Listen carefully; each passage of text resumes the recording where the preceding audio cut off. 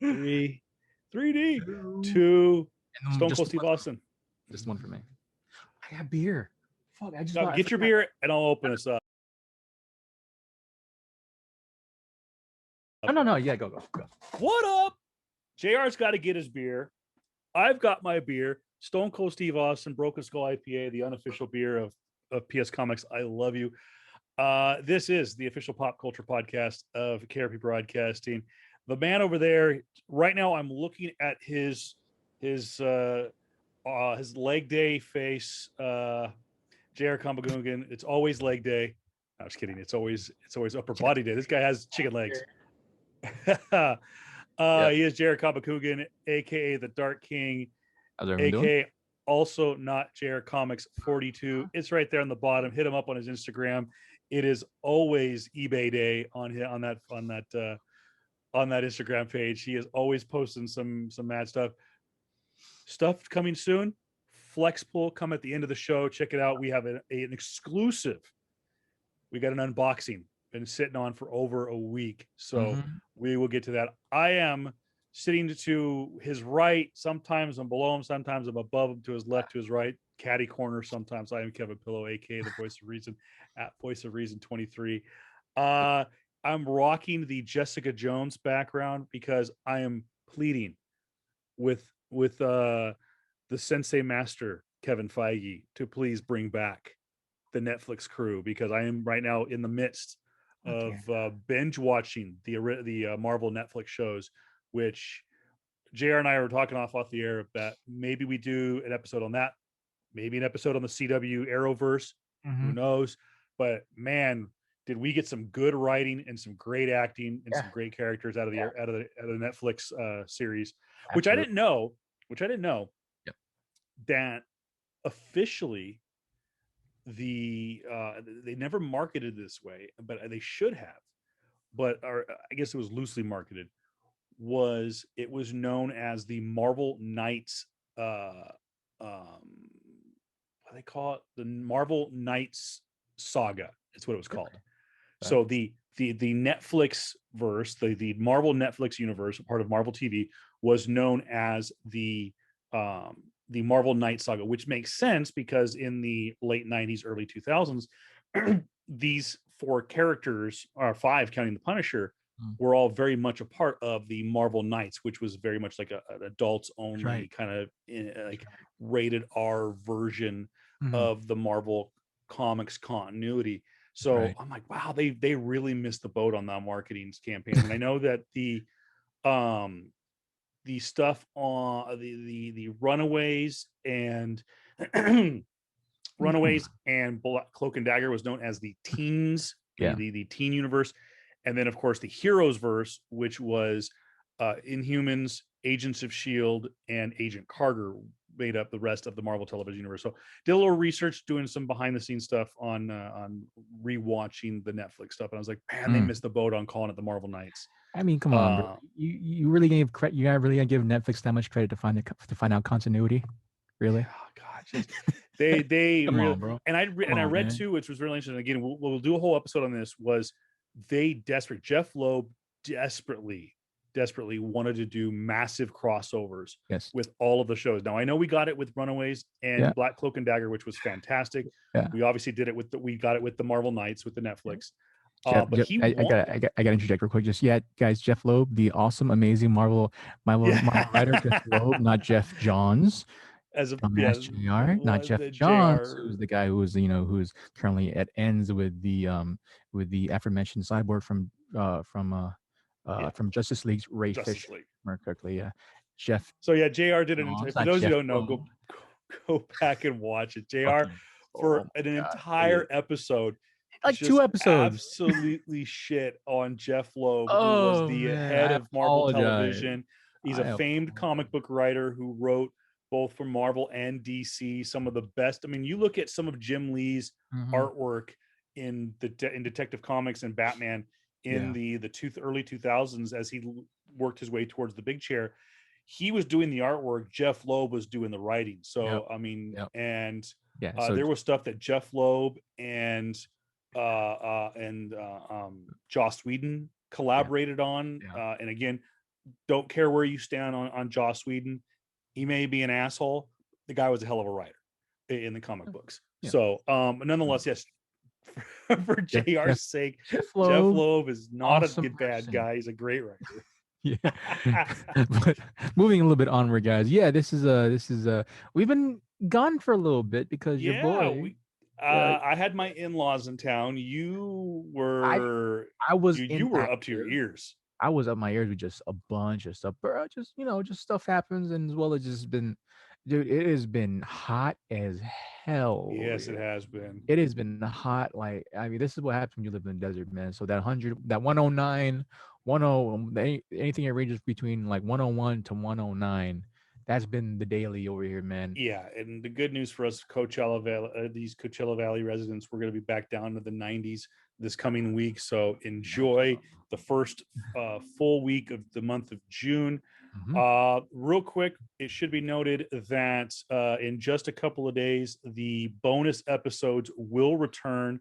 We have coming on Wednesday, June 9th, we have Loki. And man, oh man, this show is getting ready to look fantastic. And we will talk about it here in just a couple of moments. But let's get into Marvel Studios, because a bunch of stuff is coming, is wrapping as we speak. We know that, I believe, one of the reasons why we missed the deadline last week was I told JR we didn't want to record on Memorial Day because just out of respect. And by the way, thank you everyone who gave the ultimate sacrifice in the line of duty, whether it be a member of the United States military or a first responder, EMT, firefighters, police. Thank you so much for your service.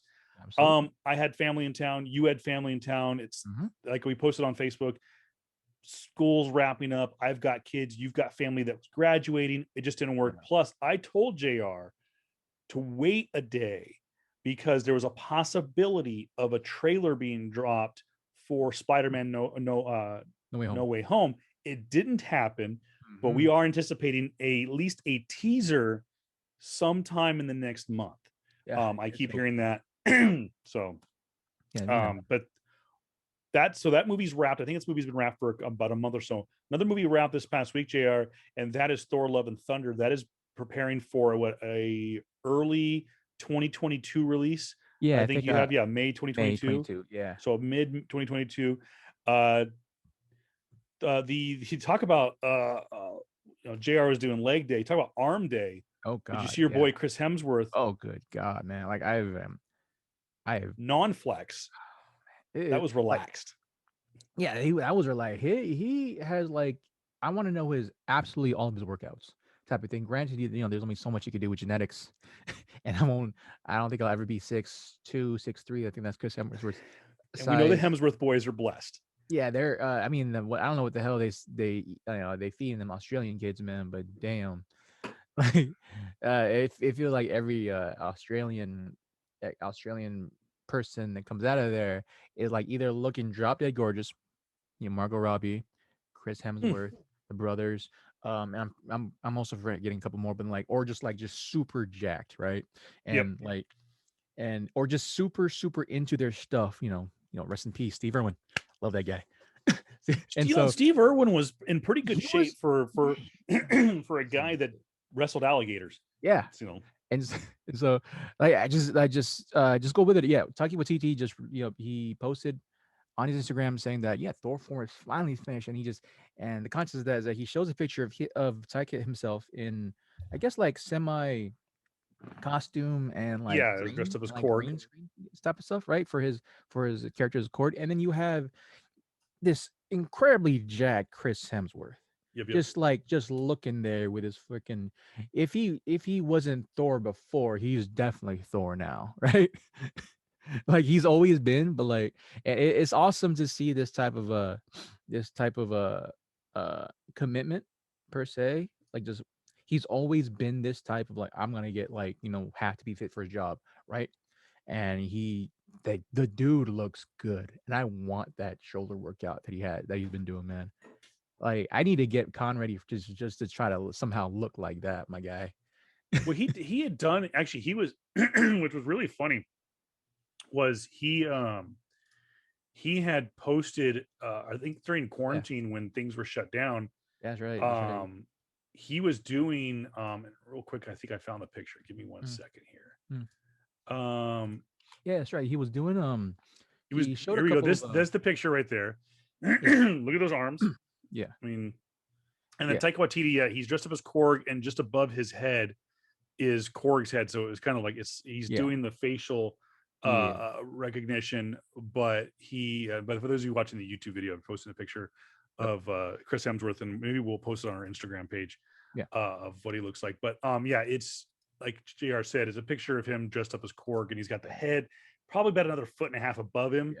but he's still got the mocap suit doing, because On he the does all face. Yeah. the facial recognition. Which is freaking awesome. And like it's just really cool to see that stuff anyway, because I'm super excited. I'm super excited with the movie, and just seeing.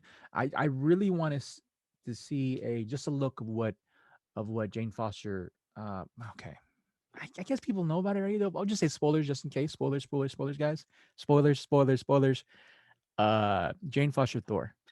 Yeah, Yeah, like, I'm and there pretty were sure some people pictures know of about it. her kind of walking, a little That's what I'm bow armed. saying. Which is great. Now, Which is great too. So it's now it's it should be noted that one of the reasons why I think that you see him in the tank, you saw him in the tank yeah. top, is I think one of the reasons why we're seeing him so jacked Mm, is he's playing a different version of Thor right. from the comic books, which I think was Thunderstrike, Mm, which was a early '90s take mm. on Thor. That's right. He's got the ponytail rather than the long locks. Yeah. You see him in the cutoff. He's got it. He does wear cutoffs in his Thor suit, but Yeah. it's more of like more earthly. It's a tank Yeah. top. I think he has like a vest on, Yeah. and he rocks a different hammer in this comic, because I believe Thunderstrike was a different version of Thor. It wasn't Yeah, Odinson. it was no, if I remember correctly, it was something else, but like Yeah, but I don't that's remember. the version he's Yeah, kind of taken on. yeah, So which is there's been some set photos of him looking like for those of you who look, go pull out your long boxes, yeah, check out some of the Thunderstrike books. I think it's Thor, like I said, Thor Thunderstrike. I'd pull it up. They're in my wife's collection. mm, She's of a course Thor they are. collector. But yeah, he said he Yeah, wanted to go a different direction with the character, and he's having more fun. fun with this version of the character, Yeah, and whatnot. Now, should be noted that other than the rap, and I think this was probably a good idea by Taika Waititi to post this photo, was Taika was in a little bit of trouble this past month. what do you do? Didn't know if you heard about this one. What do you do? So allegedly, Taika is dating one of his actors. He is dating Tessa Thompson, Oh, aka really? Valkyrie, Mm. and he was seen in public having some PDA with Mm. Tessa Thompson and a female pop star. And They're a female setting boxer? rumors, yeah, setting rumors that they're in a thruple, I guess is what the kids are calling it these days. So yeah, and Kevin Feige called us, dude, you can't be doing this kind of stuff. Like, we got an image, hey, I don't have a problem with that, but it's got to stay behind closed doors. So I guess Taika has a reputation of dating his actors, that he is fluid with his sexuality, and so is Tessa. She's let that be known. We do know that That's in right. Thor: Love and Thunder, she is looking, because she's the now, as Thor called her, she is the king of Asgard, and Yeah, she is looking for her queen. So it's been said that Valkyrie in the Marvel Cinematic Universe is either gay or bisexual. I think I think Tessa's come out and said that the character is bisexual, mm. but nonetheless, sidebar, that was seen. He got himself in a little bit of trouble. So this doesn't surprise me that the movie Wrath, and he's like, hey, check out Chris Hemsworth's arms, dude. Yeah. Yeah, Forget about all the other stuff you saw on Instagram this past week. yeah. I mean, Uh yeah, granted, okay. Here's just a little sidebar for that. If you're in that type of relationship, and if because we've come down a day and age where like if you are seen with more than one woman, right? You're gonna be seen as like freaking player and yeah. ladies man type like a freaking a scumbag. It, it feels like now we've come into this territory of okay, the girls have to be like out in front of this and say like no, we're in a relationship.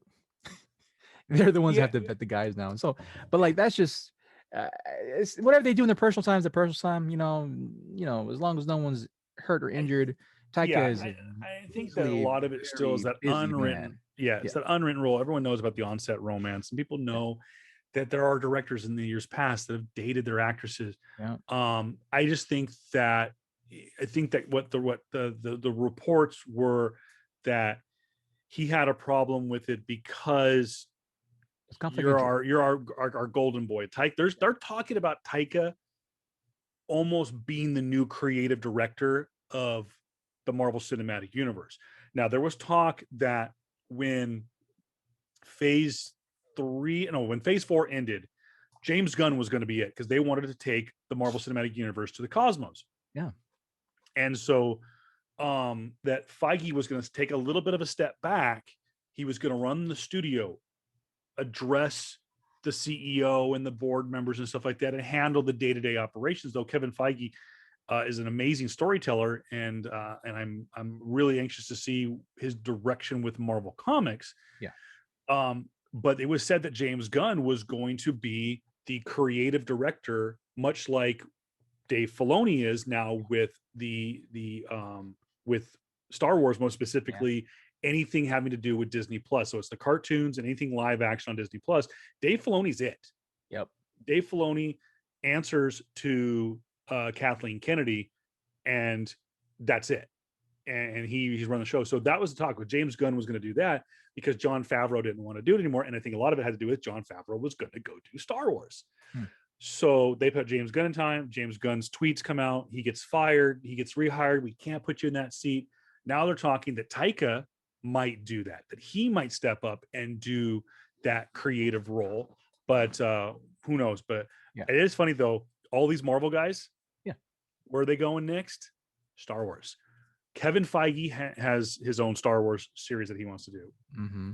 Jon Favreau is doing Mandalorian and still kind of wants to do some Star Wars. And Taika wants to do a Star Wars show. So it should be interesting.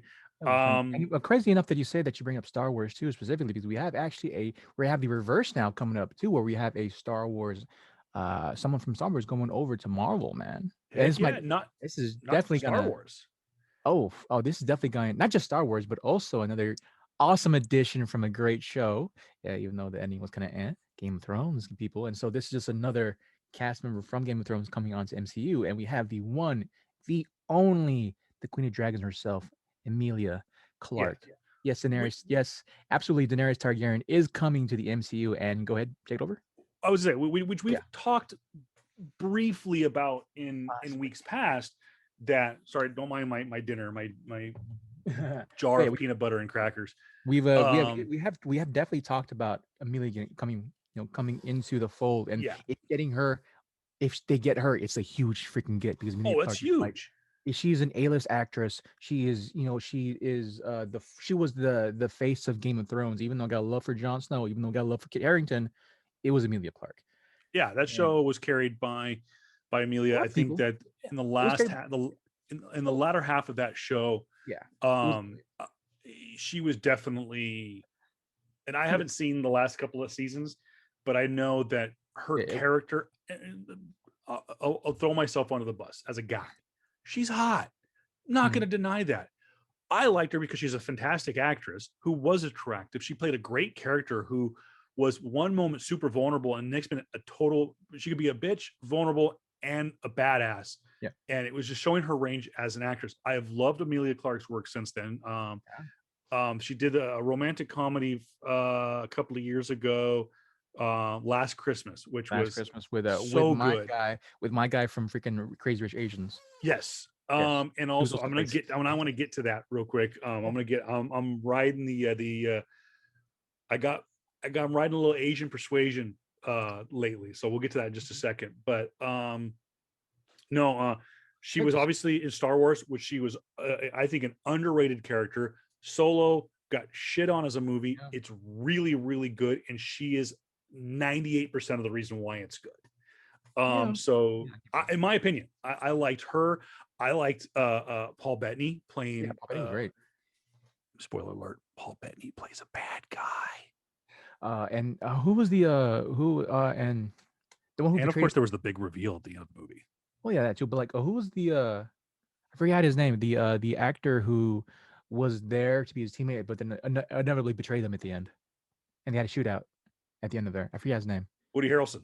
Woody Harrelson. Yeah, Yeah, he was. It was good. He was good too. It was really good all the way around, and like, yeah, I was one of those fans that Shut up, shit. Siri. Hold on. Siri's talking in my headphones. I hit the button. It's so good.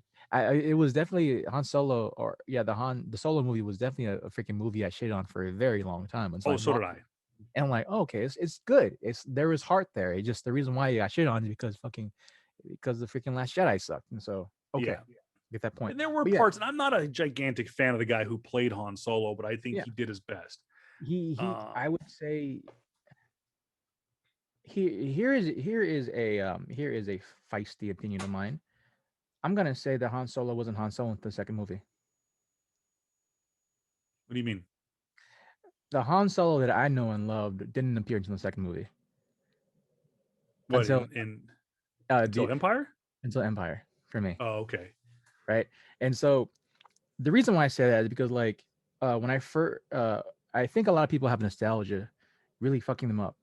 And it wasn't until the end of the trilogy where like we all fucking fell in love with it. I fell in love with it since the second movie.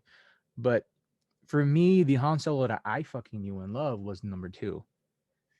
Just for he has the iconic line. He's got he's kind of more of a badass. Yeah, the more so the scoundrel, like, all right, cool, but I know who my friends are type of thing. Like that's the Han Solo I love. The Han Solo in one for me was super suspect. That was just me though. But like I knew that Han Solo was going to become my Han Solo that I love because I knew of history. But watching for the first time, I knew for a fact that wasn't my Han Solo until the second movie. I feel like if people gave this guy a chance, maybe he would be that certain way. And that was my feeling. And I think he did kind of play that role a little bit. I just don't know about the casting. It's tough because here's a character being played by, because you're trying to de-age him. You're trying to make him younger, but it doesn't quite fit. I don't know. That's tough about doing prequels after the fact. Yeah, you're trying to be Woody Harrelson, not Woody. You're trying to be Harrison Ford. No, it's not going to happen. It's like if the next person who's going to be Wolverine, people are going to compare you to Hugh. Mm-hmm. Period.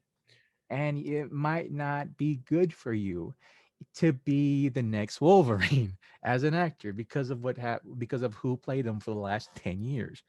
But yeah, going back on to Emilia Clarke, man, I'm super happy she's gonna be in Secret Invasion, which I know you're super hyped for, and I'm tempering my expectations because I keep on hearing a lot of great names, and I don't want to build it up in my head. Exactly. I don't want to build it up in my head, so I'm. So the quote from Emilia, she did an interview with comicbook.com, so she's really kind of leaning into this whole thing. Quote, I think what they're doing right now is so exciting and so cool and on the cutting edge of it. I feel like they're the Apple of this world. To be the part of the family feels like, oh my God, I'm one of the cool kid. I'm in the cool kid crowd. That's so cool. She continues, honestly speaking, the people that are making this are what pushed me over the line to really wanting to do it. I just think that everyone's hearts and head are in the right place for this one. What is she playing? Superhero, villain? Is she going to be playing one of the big bads? Is she going to be playing just a regular kind of a Karen Page kind of character? Sorry, we've been doing a lot of reference of the Marvel Knights. Well, I've yet to be seen. Again, like JR said, Secret Invasion will come to Disney Plus in 2022.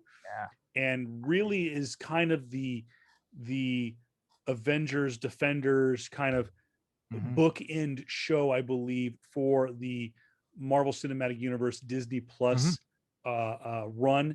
Though they've got so much content kind of lined up. We did see some set photos finally leak. Well, not even leak; they were put out there for She-Hulk. We got to see Mark Ruffalo back in his mocap suit, appearing as Professor Hulk in She-Hulk. So that should be a lot of fun. I will say there was a rumor that I did hear that the possibility of Emilia Clarke playing would be an interesting one. Spider-Woman, Jessica Drew. Jessica Drew. Ooh. That'd be interesting.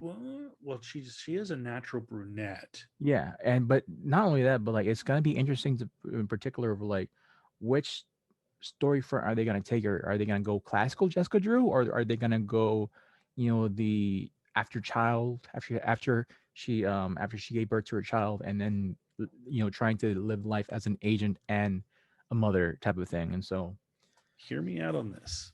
sure. You know who one of Jessica Drew's best friends is? Yeah. Oh yeah, absolutely. Come on now. Jessica Jones. Yeah. Oh no, no. I thought you were talking about also well, she has like 3 or 4 best friends. She does. But like I was also thinking about freaking Natasha. She is friends with Natasha. She's also friends with Carol Danvers. Yeah. There was an issue a couple years back, and I think it was, I want to say it was a Captain Marvel issue, where they were all poker buddies. They were all playing like a Friday night poker party. Yeah. It was Jessica Drew, maybe Jessica Jones, but I know that Jessica Drew appeared as herself in the latest that last run that Brian Michael Bendis and Gatos did of Jessica Jones shortly after the show came out, where a non-costumed Jessica Drew was very much a part of the storyline, and it was kind of hinted at that Jessica Jones and Jessica Drew were kind of long lost best friends, almost to the point like in the show that Jessica Jones and Patsy Walker were besties. Now we know that in the comic book, actually, Patsy Walker and well, not Patsy, what's her Trish Walker. That Trish and Jess were actually were friends in the comic books, I think, and then and like I said, in the show. But nonetheless, I've got a lot of Netflix on the brain right now. So also for those who don't know the reference for Jessica Drew, she's actually an agent of Sword, if I remember correctly. She was agent of Sword, as well as I think she was Sword and Shield too. Like it's a weird. It was Sword, I believe, but I was trying to think she was Alpha Flight, but she wasn't Alpha Flight. No. Alpha Flight has to do with some crazy freaking individuals, and that's gonna be interesting to look at too. Hopefully, they're talking about doing that. They're talking about doing Alpha Flight down the road, which is gonna be interesting to think, because I don't think that Brie Larson wants to do television or even No. I think Alpha Flight would be a standalone movie. It would be like almost like Captain Marvel 3.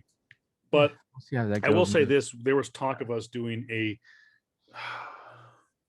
I really didn't want to, and maybe we will just skip over, but we were talking about doing a shit show on Brie Larson, who's really started to piss off some nerds the last couple of weeks, but that we'll save for another day, because I think remember she was doing the Star Wars thing. She wants to be the most powerful Jedi, and she also wants to do this. She wants to redo Harry Potter. I don't know. She just, as JR puts it, she's the ultimate Mary Sue. And I think she's just doing it as a troll. I think so too, because it kind of went away. Yeah, I'm at this point with Brie Larson, where like I'm trying to understand her sense of humor, and now she's a very dry, super dry wit, and just she's trying to be Aubrey Plaza. She's trying to be Aubrey Plaza, right? Without actually being Aubrey Plaza. Yeah, but Aubrey Plaza is, as much as I can't stand her, she's funnier. But I love for Aubrey Plaza, man. But yeah, just we'll have a take on Brie Larson, and granted, she has grown on me in the last couple of years, specifically with her other work she's been doing. But it's, you really want to go from Ray to whoever the hell you want to be. Like, I don't know, but let's continue before you freaking dive off the train tracks right now, bro. So I do before I was going through the notes again before we get into DC and Warner Brothers and stuff like that. I want to talk about this real quick. Speaking of Marvel, another big milestone this past week. Not only is Disneyland back open at limited capacity, they bumped it up to 35% capacity, but this past Friday, June 4th, they officially opened Avengers Campus. It has been met with mixed reviews. I know that the Orange County Register posted a kind of a ho-hum kind of article about it, saying that fans left a bit disappointed, having gotten there as early as 4:00 in the morning. Fans of Disney who lined up to get into the parking lot didn't even get a guarantee to get into Avengers Campus. They were doing ticketed and reservation styles like they did with when Galaxy's Edge opened a couple of years ago. I know some friends that got to go, said that it's cool. It's definitely an upgrade to Disney California Adventure. It obviously is a lot better than Bugs Land that was there in its place, but it still has a lot of work to do, and it's tiny. that it actually is smaller than Cars Land. And those who don't know, Cars Land, which is literally right next door, it's actually smaller than that. It only boasts one ride, and that is the Web Slinger ride, which, by the way, speaking of which, it deals with one of JR's least favorite topics, and that is pay to play.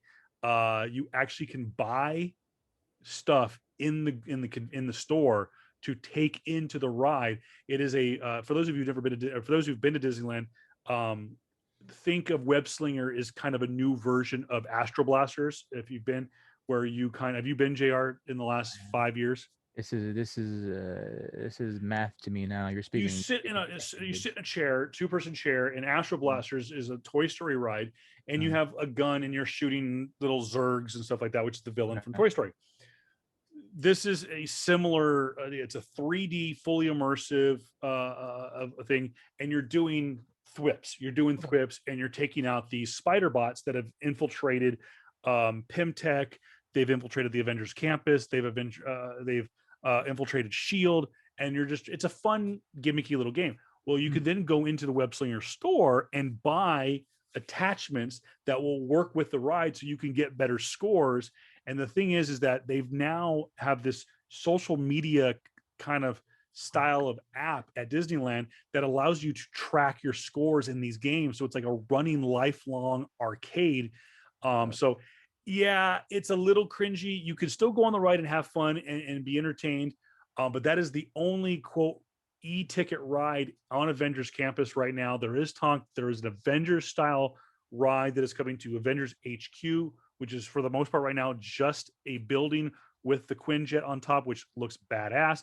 Technically, Guardians of the Galaxy, Mission Breakout is a part of Avengers Campus, and it's technically the second ride, but that was already there. So Avengers Campus has only added one net ride, and that is Web Slingers. It will eventually add an Avengers style ride and possibly others, but yeah, it's a little I've heard not worth the wait, so to speak. I would never ever have thought of thinking you're gonna have a freaking pay to play in live action type of that is yeah, I was a little I was intrigued by that. Oh god, I'm intrigued by it negatively, that it's going to become a thing, but at the same time, it's like I'm the type of person, like if the toys, for lack of a better term, that you get are useful outside of the park, that they serve a second purpose, I'm interested. If they're just for the ride, that's shitty. That's shame on Disney for doing that. Yeah, I feel like it's gonna be, if it does get popular. 1 second. If it does get popular, I had to sneeze real quick. They'll do it to the other rides. It might progress to other rides, and that's how pay to play. That's how loot boxes came to be. Were like microtransactions. That's how it came to be. And so, oh god, just having that seep in into like other things now is kind of freaking horrendous, man. So, oh god. I will say too, also one of one of the famous nerds, and I just completely drew a blank on his name, was the guy who was in Mythbusters, the Japanese guy. Freaking he passed away. Yeah. Apparently he had a lasting impression on Marvel Campus. He did the Stunttronics, is what they're calling it. It is a stunt robot that they use. Again, spoiler alert, there is a Spider-Man in Avengers Campus that swings on a web and goes from one building to another. It's not a real stunt person. It's what's called a Stunttronic. It's a fully autonomous robot that does stunts, and it was created by, it was Ishihara, I think his name is, Glenn.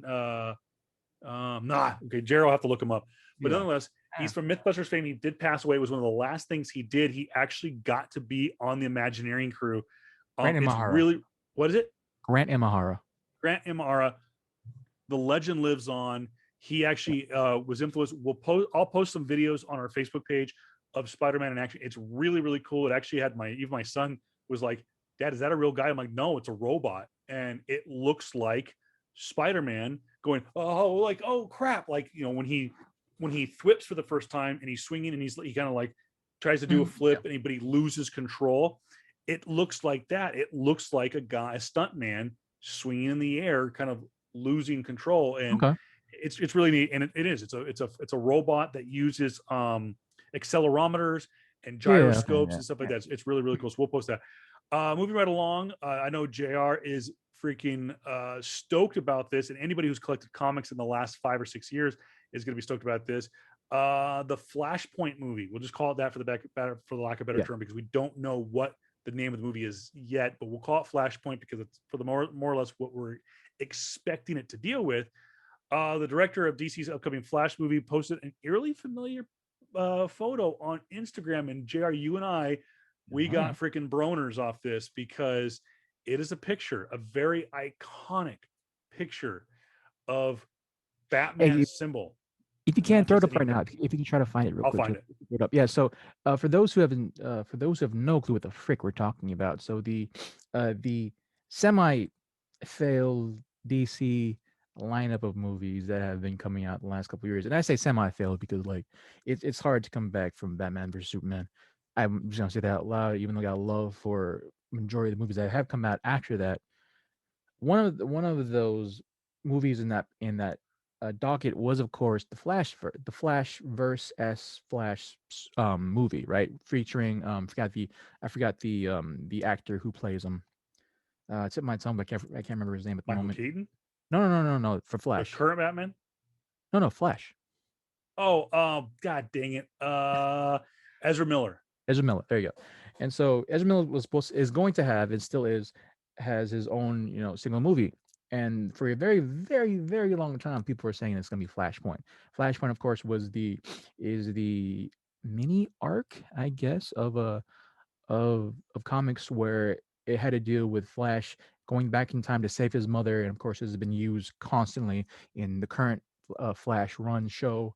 And yeah, that's what I thought. So, but as of recently, they posted this particular picture. And if you don't know what this picture is, go up on our Instagram. Go up onto our Facebook, our YouTube channel. Oh yeah, we'll post it. We'll post it on our socials. Yeah, we'll post it on our socials. And so, the director of this movie, Andy Muschietti, he posted a picture of this very iconic old school, black Batman emblem. Right, with the yellow background. It's the Michael Keaton. It's the Tim Burton Batman logo. Yeah, Batman Returns. Batman Returns. Batman Returns. Yeah, and so what's on the logo is actually this very slight splotch of blood, and very interestingly placed splotch of blood. And for all the comic book nerds and every fan who've been reading comics since the late. Or have been reading comics just in the last 5 or 6 years. Last 5-6 years, and have been reading comics as late as the early 80s. This splotch of blood is very freaking interesting because I can tell you right now, it reminds me of Watchmen. Yes, that Watchmen, not just the Zack Snyder run, not just the Zack Snyder movie, but easy for you to say. But of course the amazing piece of literature that the movie was based off of. And for those of us who've been collecting the last 4 or 5 years, that reminds us of the mini arc, The Button, which of course happens during DC Rebirth. Yes, that. For if you guys are watching it on our YouTube channel, Kevin just posted up this mini arc crossover point with Batman and the Flash, where they find a mysterious button with a splotch of blood on it. Now, and it should be noted, Market Watch right now. That book, Batman Volume 3, issue number 21, cover A, with Batman holding the happy face logo with the blood spot on it. Right now, market value according to Go Collect is $46 for that book. That's not bad for a $4 book from DC Comics. While Jared continues to go, I'll look it up on CLZ. Yeah, check up the Flash one too. Yeah. Flash. Well, you got Batman. For the Button series, which is a 4-issue series.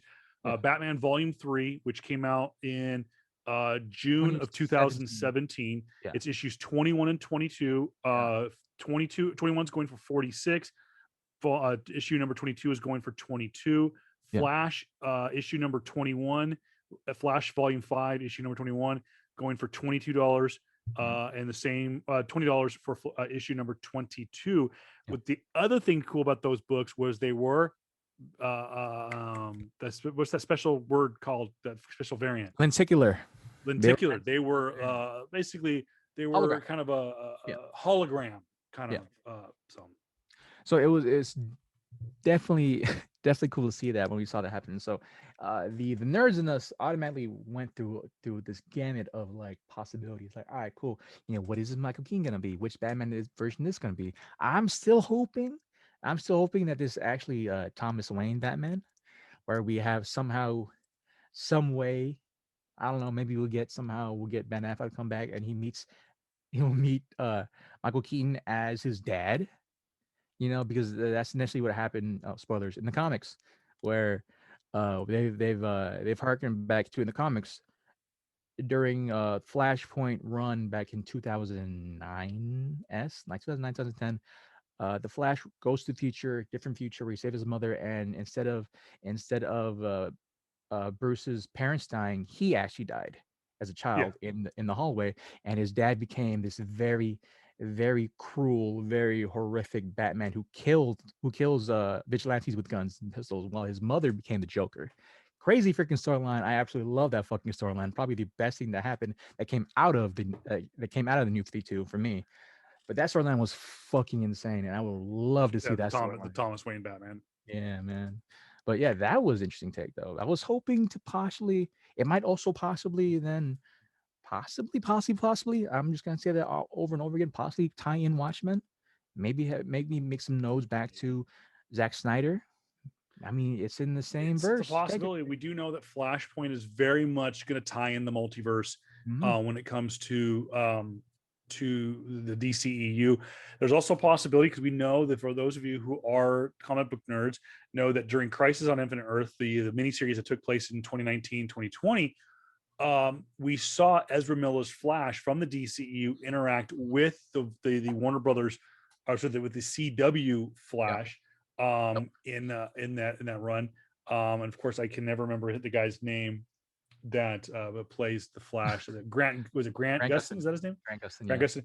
And there was a moment, and it is the DCEU's Flash. There's no like, oh, it's just Ezra Miller playing a version of it. I'm like, no, it is from the DCEU.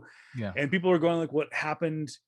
It happened after, and I'm like, no, I think that much like we saw in Batman v Superman, where Ezra Miller comes to, people say, well, it was in a dream, but I think that it was more than a dream. We see Ezra Miller's version of the Flash come to Bruce Wayne in a dream sequence, kind of out of thin air, for lack of a better term. Yeah. And says that the key is Lois Lane or something like that. Key is Lois Lane. Yeah, that's of course a drawn out story from again Zack Snyder. Yeah. But we do know now that version of Ezra Miller's Flash we see now in the Flash Forward sequence, the dystopian Gotham City metropolis scene at the end of the Snyder Cut, where he's got the hood on and he's not the sleek, smart ass Flash. He's gruff and kind of just very kind of not, it's just the opposite of what he is. So we know he has those powers to go so fast that he changes the time, can maybe break through the multiverse, much like Wanda and Doctor Strange can in the Marvel side. So I'd be kind of curious as to where that goes. And I told JRs I'm kind of excited, because I really, really, really want Kevin Feige on the Marvel side to just acknowledge the TV side. Maybe not Inhumans, but acknowledge the Marvel Knights, acknowledge Agents of S.H.I.E.L.D., which I think he's gonna kind of do in a roundabout way, maybe with Secret Invasion. But I think that what they're doing with Flashpoint is they are going to acknowledge that the Arrowverse exists as another multiverse outside of the main continuity. So I think the main continuity, here's the thing. Go with me on this one, JR. How about this? Because we know that the Snyderverse moving forward, because of the Snyder Cut, anything moving forward in the main DCEU continuity is going to be going forward, the Snyderverse is the main Yeah. DCEU continuity. So Man of Steel, Batman versus Superman, the Snyder Cut, Wonder Woman 1 and 2, Aquaman 1, and Shazam are all DCEU continuity. Here's the thing with that. I will say that if you watch, how many of the specials of the crossover events during the Warner Bros. The The WB, CW. yeah, How CW many? shows have you watched? Have How you many? watched? Yeah, you watched the Infinite Crisis Earth I one, right? watched the whole thing. Yeah, no, they made claim to that, like this, or they're part of it. Yeah, They're technically in this. They're technically in the universe. I know, but here's the thing.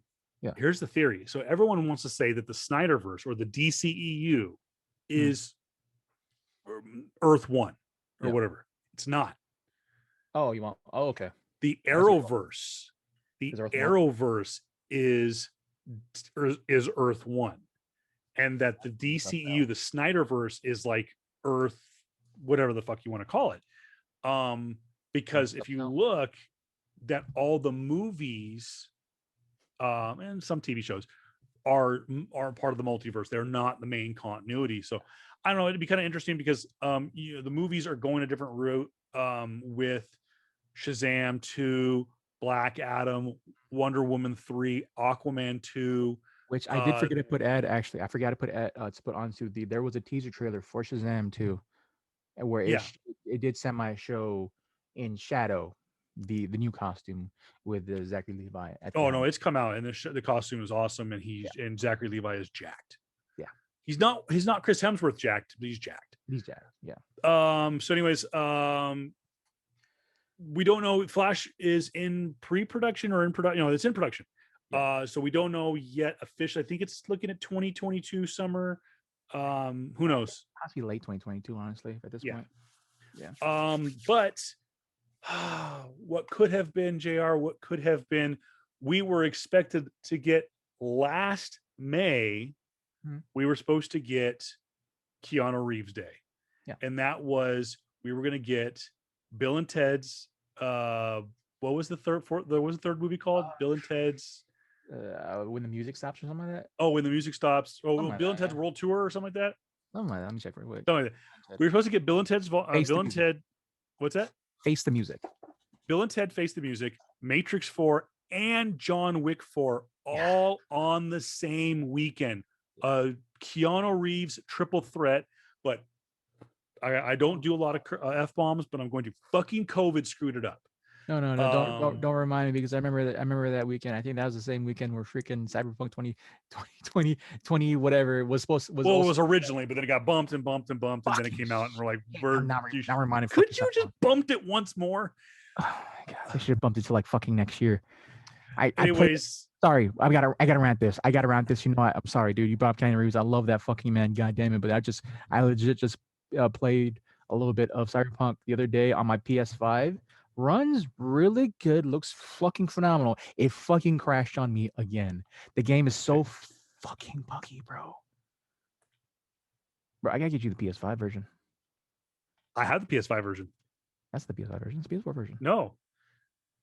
PS5 upgrade. Oh, okay, cool. That's good. But yeah, dude, I freaking. We're gonna get to E3. You're probably gonna get triggered again about video games. But anyways, Christina Ricci is coming to the Matrix 4. She is going to team up once again with Lana Wachowski, as she was a part of Speed Racer, which I only seen like half of it. Someone who grew up with Speed Racer as the cartoon, I enjoyed the cartoon. It was silly. It was stupid. It was freaking like the early onslaught of American Japanese anime. Yeah. You want to hear a hot take, bro? You want to hear a hot take right now? I'm listening. The Wachowskis are what Zack Snyder wanted to be, or Scott. Yeah, the Wachowskis artistically is what Zack Snyder he was shooting for. It's shooting for. I think a lot of directors were after The Matrix came out. It really inspired a whole different generation of creators in the early 2000s. I get that, but like to the minutia of the slow-mos, the minutia of long pans, of artistic, like I went to go see a little bit more of Speed Racer. again. And like, bro, the amount of excessive slow-mo shots in Speed Racer. The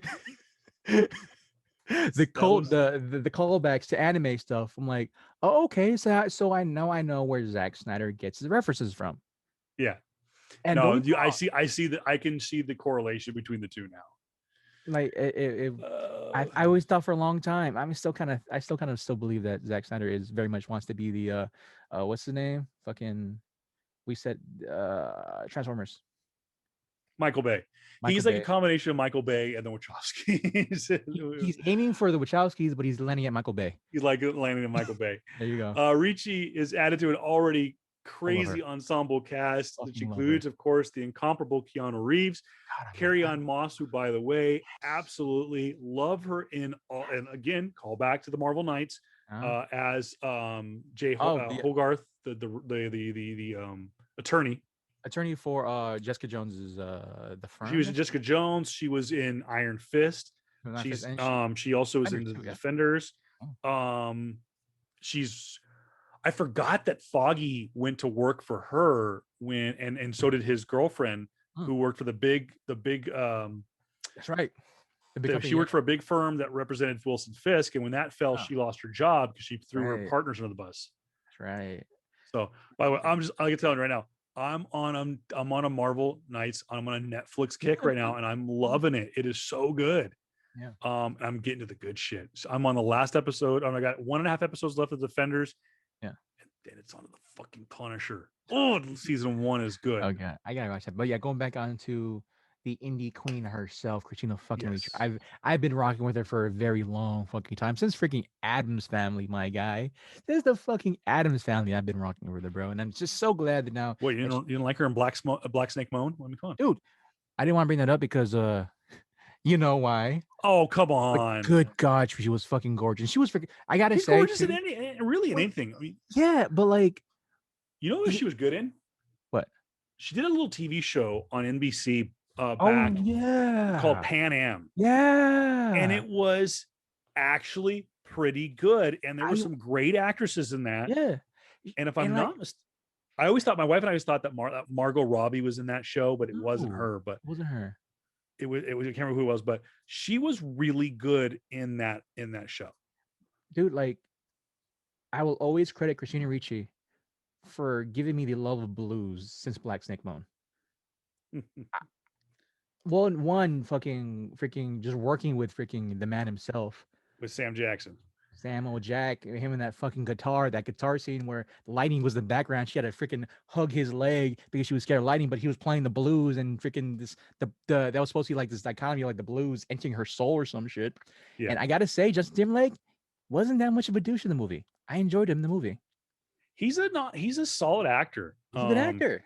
If anyone wants to see some good JT, when you get the call to work side by side with Clint Eastwood, you fucking answer the phone. And Trouble with the Curve is a great movie. It's a baseball movie. It stars Justin Timberlake. It also has, like I said, Clint Eastwood. He also directs it, and also has Amy Adams, who Amy Adams could do no wrong. Yeah, I was thinking of Jessica Gardner, I think, but she did a $1 Million Baby with Clint Eastwood. No, that wasn't her. That wasn't Jennifer Garner. No, who is it? Yeah, who is the $1 Million Baby? She was the ex-wife of Ben Affleck. No, and she got blasted. Jennifer Garner's the ex-wife of Ben Affleck. Jennifer Garner did a baseball movie with Freddie Prinze Jr. called Summer Catch. Crap out. You're thinking of, she won an Academy Award for $1 Million Baby. She's can't remember her name is. Real tall, Hilary skinny Swank. Hilary Swank. Yeah. But anyways, which, by the way, $1 Million Baby is a good movie too. I really think anything that Clint Eastwood directs, pretty solid. Space Cowboys, underrated movie. Gotta check that one out. I will say that, except for that one Asian movie he did. Not because there was a lot of racist shit in there, but because the Asian actors in there was full on Hmong and they could not act a fucking cent. They could not act a single one. I watched that Gran Torino. Gran Torino was It was fucking hilarious. It was funny because you're so right. bad to watch. They're real people that couldn't act. You want to talk about fucking authenticity, motherfuckers? Go to freaking like you want to talk about like, oh yeah, we want full on Asian representation. He went there. He went to the people that live there and said, hey, yeah, they lived in that community. All Hmongs. Yeah, Hmongs. They just couldn't act worth a shit. They can't. And that's how authentic it was. That's how fucking authentic it was. We're gonna go there. I mentioned this to your sister. I've mentioned this to Chick, not because they're Asian, because it's a good show, and they were within earshot of me talking about this show. I'm gonna pimp a show right now, again on Netflix, but it is hilarious. Oh god! And this is where I went off on my little Asian persuasion this past week. Also, by the way, Jessica Henwick, I think here's her name, who plays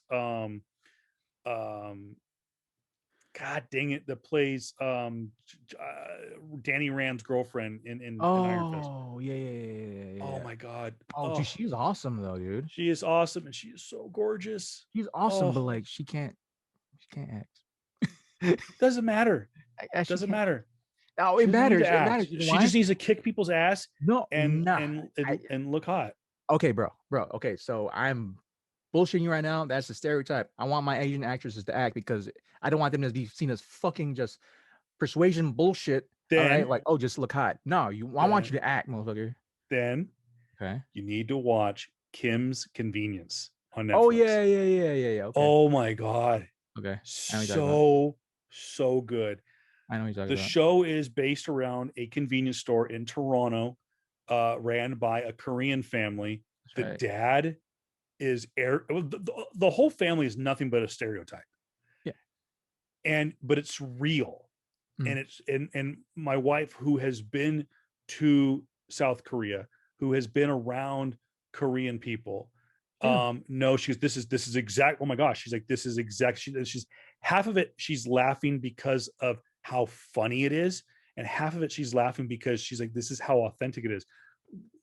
Short story: my wife and I met at a college in Orange County.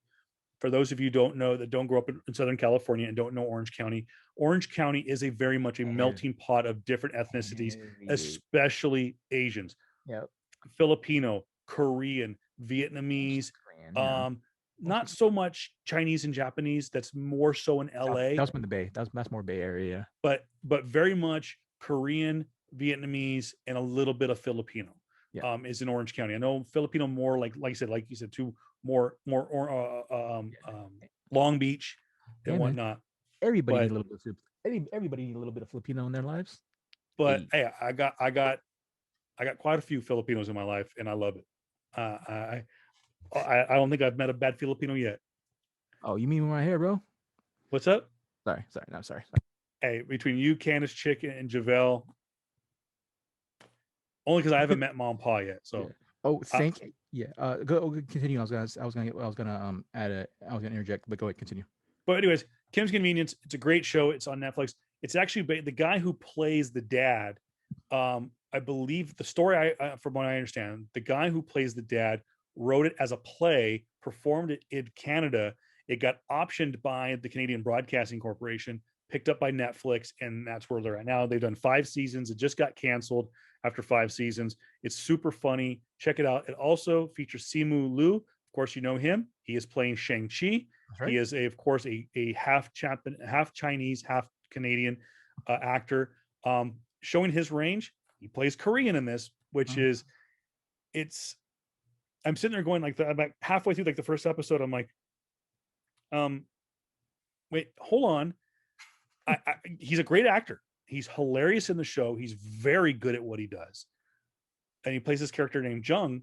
And I'm like, well, Jung is not Korean. He's half Canadian, half Chinese, or he's a Canadian of Chinese descent. So not to say that you can't have a little Korean in you, but I don't know the full kind of Asian continent family tree, so to speak. Yeah. But it was just really neat. But it just shows his range. He does play a very fun and believable character named Jung, and I highly recommend it. It's on Netflix. All 5 seasons are now available, and you'll laugh your ass off. Absolutely. That's right.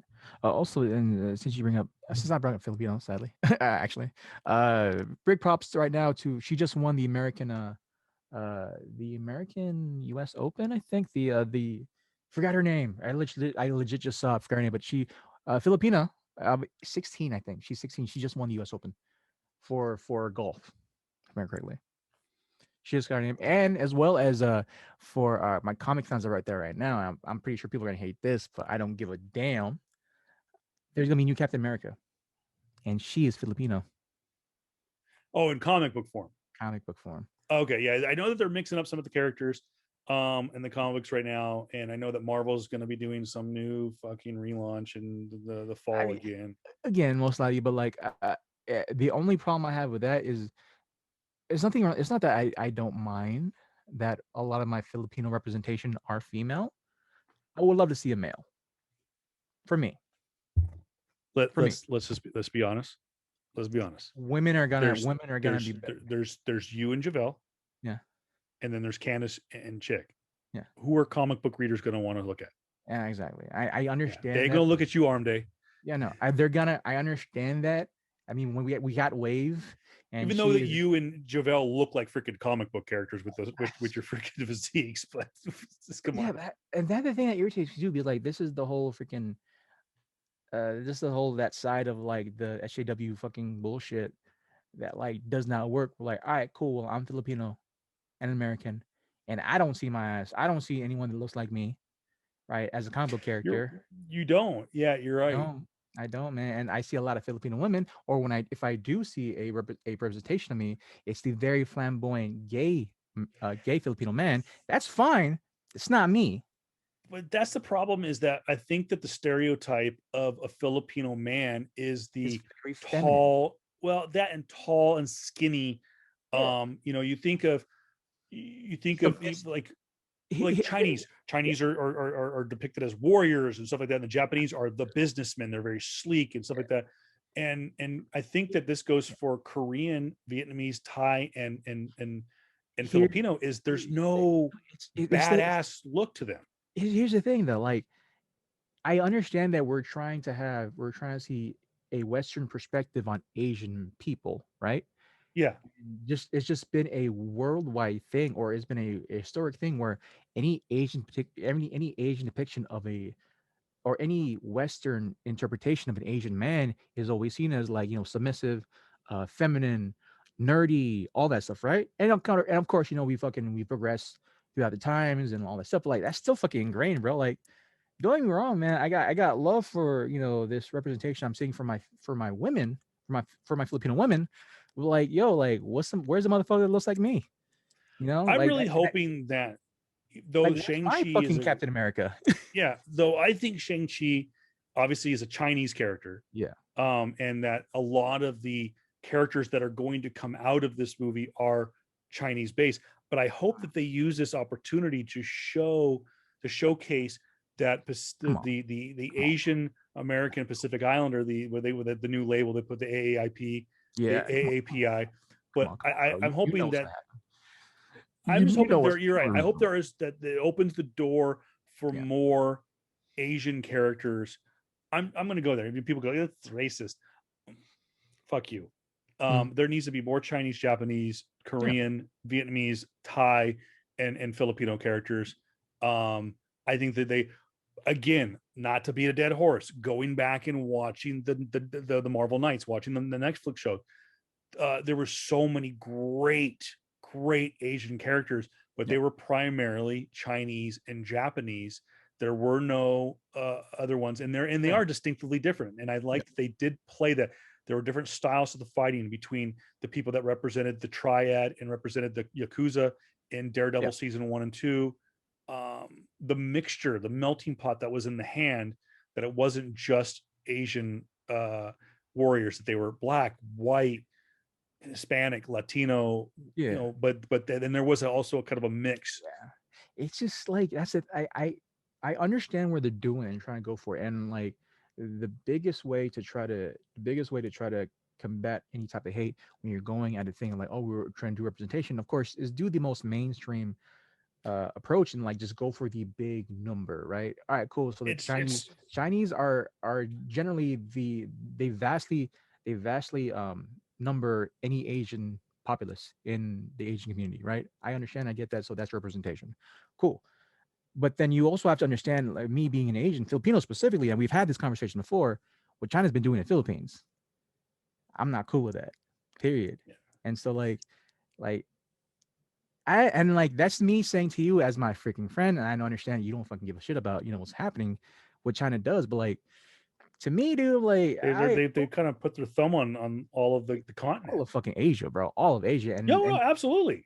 And like I've got family in Thailand, so it's like I'm and they're dealing with their own little skirmish over there. So and so don't get me wrong, man, but like you just to me that's just like, all right, cool, that's kind of false bull crap. You're like, all right, weird, because again, like this whole SJW bullshit that's going on of saying that, oh, we need proper representation, we need more Asian characters.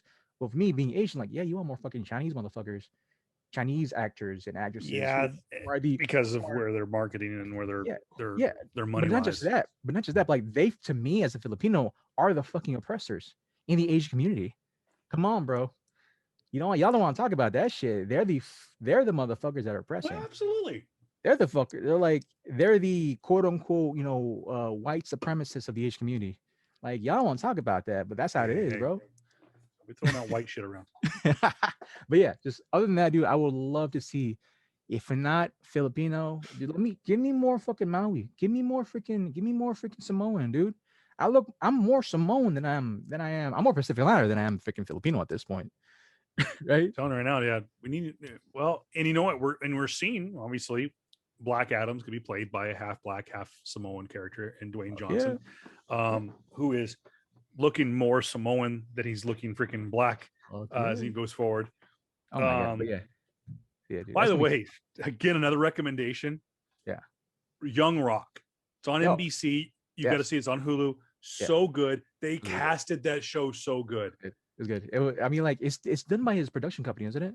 It is a $7 production. So and absolutely, I don't want to spoil it. Check it out. It's on Hulu. Young Rock. It's really, really good. Anybody who's a wrestling fan or just a fan of Dwayne Johnson, it's a great take on his story. Yes. Growing up in the 90s. Growing up in the 90s or the 80s, growing up in the Maivia family, in the Halale, no, not Halale, that's chick. I can't think of the name still, of though, they're pretty fucking close anyway. But yeah, but anyways, it talks about his the family tree of the Hanoi family, and growing up with the Wild Samoans, Afansika, with High Chief Peter Maivia, his father, Rocky Johnson, stuff like that. Yeah, Ricky Steamboat as well. I'm pretty sure. Rick, I don't know if Ricky was in that family, but Yokozuna was in that family. Obviously, we know that Roman Reigns is in the family. Rakishi. Who the two brothers are right now? They're currently the tag team. The Usos, Jay and Jimmy Uso. Those are Rikishi's son. Yeah. Roman Reigns is the son of, I think it's either Afa or Sika, the Wild Samoans. Yeah. But it's really, really good. It tells the story of where Dwayne came from. The casting is phenomenal. His dad, the guy they casted, Rocky Johnson, is perfect. Phenomenal, dude. Just phenomenal. And just really, really good. Recommend. It's on Hulu. It's through NBC. I think they went into hiatus. I'm a little bit behind, but anyways, we dove off a tangent. I'll put these all in. I'll put all these recommendations in the notes. I'm gonna just I'm going to just kind of just blitz through the next couple of bullet points, guys. All right, so because you take a drink, bro. I'm just gonna because real quick, December Matrix 4, December 20 this year. Yeah, and I forgot John Wick 4 was even still happening. Yeah, John Wick 4. But also just going back to Matrix just a little bit. Sadly to say, Lawrence Fishburne has not been attached to it as of yet. Inevitably, it might happen, but he's not of yet. But yeah, it's supposed to come out December 2021. That's the original date. It might get pushed back, but then we'll let you guys know. We'll definitely we'll be talking definitely as it gets closer. On that topic, of course, Keanu Reeves, man. This got my fucking attention like crazy, bro. Cinema royalty, martial arts legend Donnie Mother effing Yen is gonna be casted alongside of Reeves in John Wick 4 and possibly even 5. Yes, that legend, Donnie Yen, It Man himself. He is for those who are, I guess, who've seen, I think, Blade 2, right? The original Blade 2, he was in that as well. And sadly, that was a very, very short role, and I feel like they should have given him a bigger role. But then, hey, it's America, so it is what it is.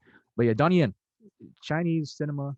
I think it was Hong Kong cinema actually. Yeah, Hong Kong. He is, yeah, a legend, a living legend, and cannot wait to see him in John Wick 4 and 5 possibly. He is Oh shit, he casted to was in be. Rogue One. Was it? He was Yeah, in he's in Rogue Rogue One. One. Yeah, he's in Rogue One. The He's blind guy. the blind sword. Yeah, he's Oh, blind. good, so good. Dude, if you've seen, if okay, for my martial arts like movie buffs, dude, if you have seen Flashpoint with Donnie Yen, y'all know what I'm getting at. Flashpoint, Donnie Yen, I think that movie came out 2012, 2013, remember correctly. That was one of the most brutal movies in the sense of like just action scenes, dude. And if they bring that Donnie Yen, granted he's older and he recently was in Mulan, right? Yeah. 2018. And he did his own freaking action scene. He told the action coordinators like, y'all suck. Let me just do it myself. And he did it. That's the scene that was probably flowed the best out of the movie because that was all him. And you put him into the stable with John Wick, the creators. Perfect fit. Oh my god, dude! But yeah, he's gonna be in it. I'm freaking amazed. And just a bunch of trailers came out, guys. Am I losing you or are you losing me? Was it? Was it? What? I can't hear you, JR. Really? Oh, dude, yeah, my mic's on, bro. Hello. I wonder if you guys can hear me. Sorry, guys. Yeah, it might be my speakers. Or hold on. Okay, so we're still connected. So have a little technical issues. It's all good. It's all good. But yeah, guys, just I'm gonna just kind of blow by through a lot of these. I'll give a little bit of notes too, though. But like, just a bunch of trailers came out in the last 2 weeks. Yeah. Marvel puts out another trailer for Black Widow. It's a teaser. Looks comes great. Out again July 9th. Infinite trailer, a new one that came out starring Mark Wahlberg, and I don't want to butcher his name, but she would tell Ejiofor. I think he was in a Marvel movie. I think he was in Doctor Strange, wasn't he? I'll look him up. I think that guy actually is in the DC. No, he is. Oh yeah. I'm sorry, you're right. He's born. He's oh my gosh, Baron Mordo. Yeah, Baron Mordo. Yeah, he's a great actor. Yeah, I can't wait to see him again. Hopefully, he's in the second. Hopefully he's in the Multiverse of Madness. Multiverse of Madness. He's going to be, but yeah, that comes out that Infinite trailer. He's listed. He is listed in IMDb as Mordo. He is listed as in Multiverse of Madness. So, hell yeah, let's go. Yeah. But yeah, Infinite trailer starts Mark Wahlberg and him. He releases on Paramount Plus on June 10th. It was an interesting movie because it had to deal with like if you're remembering you live past lives type of thing, and like there's this guy who's an infinite or an immortal or whatever have you. And so we're getting a lot of those storylines nowadays, guys. The Tomorrow War with Chris Pratt and Yvonne Strahovski. That looks pretty cool, man. That's coming out on Amazon Prime. Yeah, July 2nd. So that one looks really freaking cool. It had to deal with like, this dad who's a vet and a teacher. And he was watching, I think television, and out of nowhere, like a bunch of humans from the future come to the past saying, "Hey, we're getting wiped out, extinction because of an alien invasion. We need help." And for those who don't know, Yvonne Strahovski, she most recently was in The Handmaid's Tale. She also is, of course, notorious. She's made famous for being in Chuck with Zachary Levi, which is a great show. Totally forgot. Oh my god, that's right. She was in that one. But yeah, so that one, Tomorrow's War, I'm keeping an eye on that one. That comes out the end of this. That comes out beginning of next month on Amazon Prime. So that's gonna be cool to see. Awake, which is gonna be a Netflix movie, really caught my eye because it had to deal with the whole world not being able to sleep, but still have the after effects of not sleeping through their brains. And the only person that can sleep is this one child. And so I think this was an idea that was put out into the world, I think, by a YouTuber named Markiplier, it was like a story type of thing where like the whole world could not sleep except for this one girl, and but you dealt with the after effects like your hallucinations, unwillingness to like be cognitively function, but and in the end possibly even die, because if you go so many hours without or so many days without sleep, you lose brain function. And so that's a great thing to see. That comes out June 9th on Netflix. I'm definitely watch that That's one. gonna be rough coming out the same night as Loki. I know, but still, I'm gonna watch it though. Actually, that comes out the same. I think not the same night, but like the same. It'll be in the morning, so I'm gonna watch that one and then Loki. I'm gonna save the best for last, and that was my mindset. And then this is a weird one. I'm pretty sure you and I talked about this trailer, Old, from M. Night Shyamalan. Yeah, I never got to see the trailer, but I've read a little bit about it. There's a lot of marketing behind it. The new M. Night Shyamalan movie. Yeah. It hits theaters on July 23rd. No word yet on what streaming platform. I've seen a lot of it advertised. I don't think it's going to be a dual. It's an interesting take because like supposedly everybody that comes to this beach gets older, like kids that came there as like 9-10 years old, like 15-20 minutes later they're like 18 19 years old. And so and their parents get older and older, and so like okay, it is based on a graphic novel too, by the way. it is, but at the same time it is M. Night Shyamalan. I will say that, so you're expected to us here and there. And the second one, I gotta say, the next one, the last one for this one, is possibly my most anticipated out of the whole bunch. Reminiscence. It stars Hugh Jackman, Becca Ferguson, and Thandui Newton. And this is actually love her. Yeah, I love her too, man. This is actually directed, written, and produced by Lisa Joy, co-creator of Westworld and the wife of Jonathan Nolan. Yes, that Nolan, the Nolan brother, right? Oh, he's Christopher's brother, younger brother. And so if I recommend people watch the trailer because it very much has the same vibe as a Nolan movie.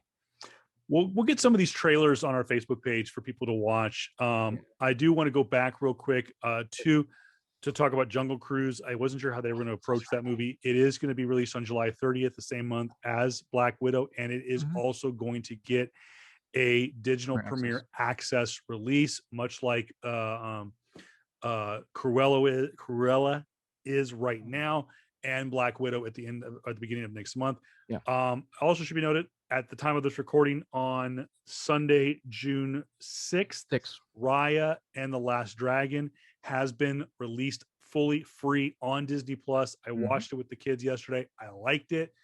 I didn't love it. I liked it. It was really good and entertaining. Told a fun story. Awkwafina as the dragon was entertaining. I think it was kind of, I think she was looking for the genie, like Robin Williams, kind of that character, but it missed. And then she kind of grew on you, and her story and her background, was like, it kind of got you right here. It's a good story. It tells a fun, interesting story. I don't know if that's based on any kind of cultural thing or if it's just an original character. It's definitely, I will say, one to watch specifically because it does hold a lot of Southeast Asians. That's technically my people. Your Thais and your it had definitely. It was funny. Was it had very much the story. It was very much like a Chinese fairy tale, but the look of it was very. There were some characters that were Japanese looking, but there was very much more of a South. South Asian persuasion. There was a lot more brown Asians in this one than any other Disney movie we've seen beforehand. More Thai, more Filipino. I enjoy it. It's fun for the family. Check it out. It's on Disney Plus now. Real quick before we get to the main topic, because we have E3 coming around the corner. We're in that season. I know that's where JR wants to go. It should be noted that tomorrow, as we're recording this on June 7th, I think it was tomorrow, or is it on Tuesday? I think it's tomorrow. Let me just pull it up real quick. I didn't put this in the notes, but I want to make sure I get it. This is kind of the tech side of things. As he says that, I will just kind of go back to the Reminiscence trailer. That comes out August 20th in select theaters and on streaming on HBO Max the exact same day. On HBO Max, I'm definitely gonna freaking watch that one. But go ahead.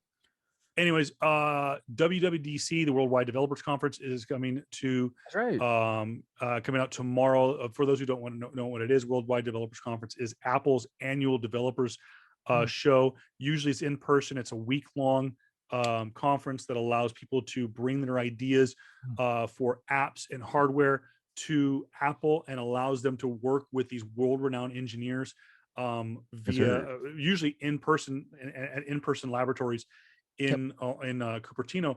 This way, it's actually going to be virtual, so it's going to be a lot more Zoom and FaceTime laboratories for these developers to work on their apps. It is expected tomorrow that they will be unveiling iOS 15, Mac OS 12, Watch OS 8, possibly a new MacBook Pro. So JR, be on the lookout. Yeah. Also introducing Home OS, which is an operating system for their home kit, which kind of runs like their HomePod and some of their other devices that they may or may not be adding to the smart home. I know that Apple's been kind of lacking in that. So hey, the AI is starting to take over. Who knows? Yeah. So that's gonna be tomorrow. I'll post some stuff on the Talking Tech Facebook page. So check that out on Facebook, facebook.com/ I think it's Talking Tech 1. Yeah. But that you can find the link on our PS Comics I Love You Facebook page. I usually share some information there. Yeah. With that said, let's get into E3 and some video games. It's like a preview game thing. Before that, I gotta preface this. My guy. It's been a rough week. It's been a rough week. For those who don't know, for those who watch this podcast, for those who remember back in October of last year, I'm a Laker fan. Huge Laker fan. Huge Laker fan. And we won the championship last year, and we got bumped out of the playoffs by them pissant Suns. And hey, I'm just gonna say, smoked, bro. I'm just gonna say, cool. They won. They won. Granted, we didn't have Anthony. We had him for like maybe 5 minutes at most because he was playing with the injury, and we were up 2-1 coming into game 4, but they just had to injure us again. But and they had to play dirty. But hey, they won. Cool. We'll see y'all next year and see if y'all still got that same energy. All I know is your boys got punked by 30. I'm gonna say this. They got punked. I'm gonna say this.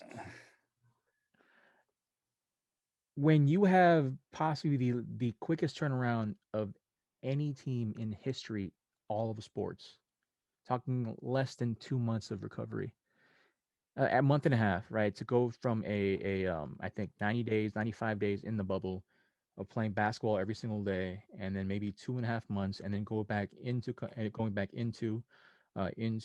training camp, and then playing 3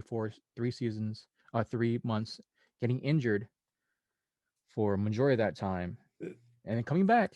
And granted, it was bound to happen. But hey, sure, we got punked, we got beat. I still say the NBA missed an opportunity last year. They should not have done the prolonged bubble season. I think it was going to spell nothing but trouble for players. I can't believe the union agreed to it.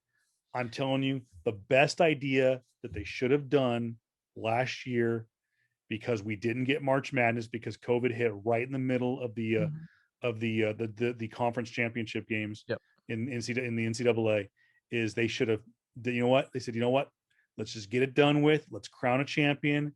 The NBA, by the way, the NBA playoffs under a normal year is so painstakingly god awful long. It is one of the worst playoffs in professional sports. It is awful how long it is. Reason being television. And there's no arguing about that. They should have done last season, just went tournament, just all, everybody's in. Fuck it. Season's over. Okay, season's over. Rack them based on the record. Single elimination. Get it down to two teams.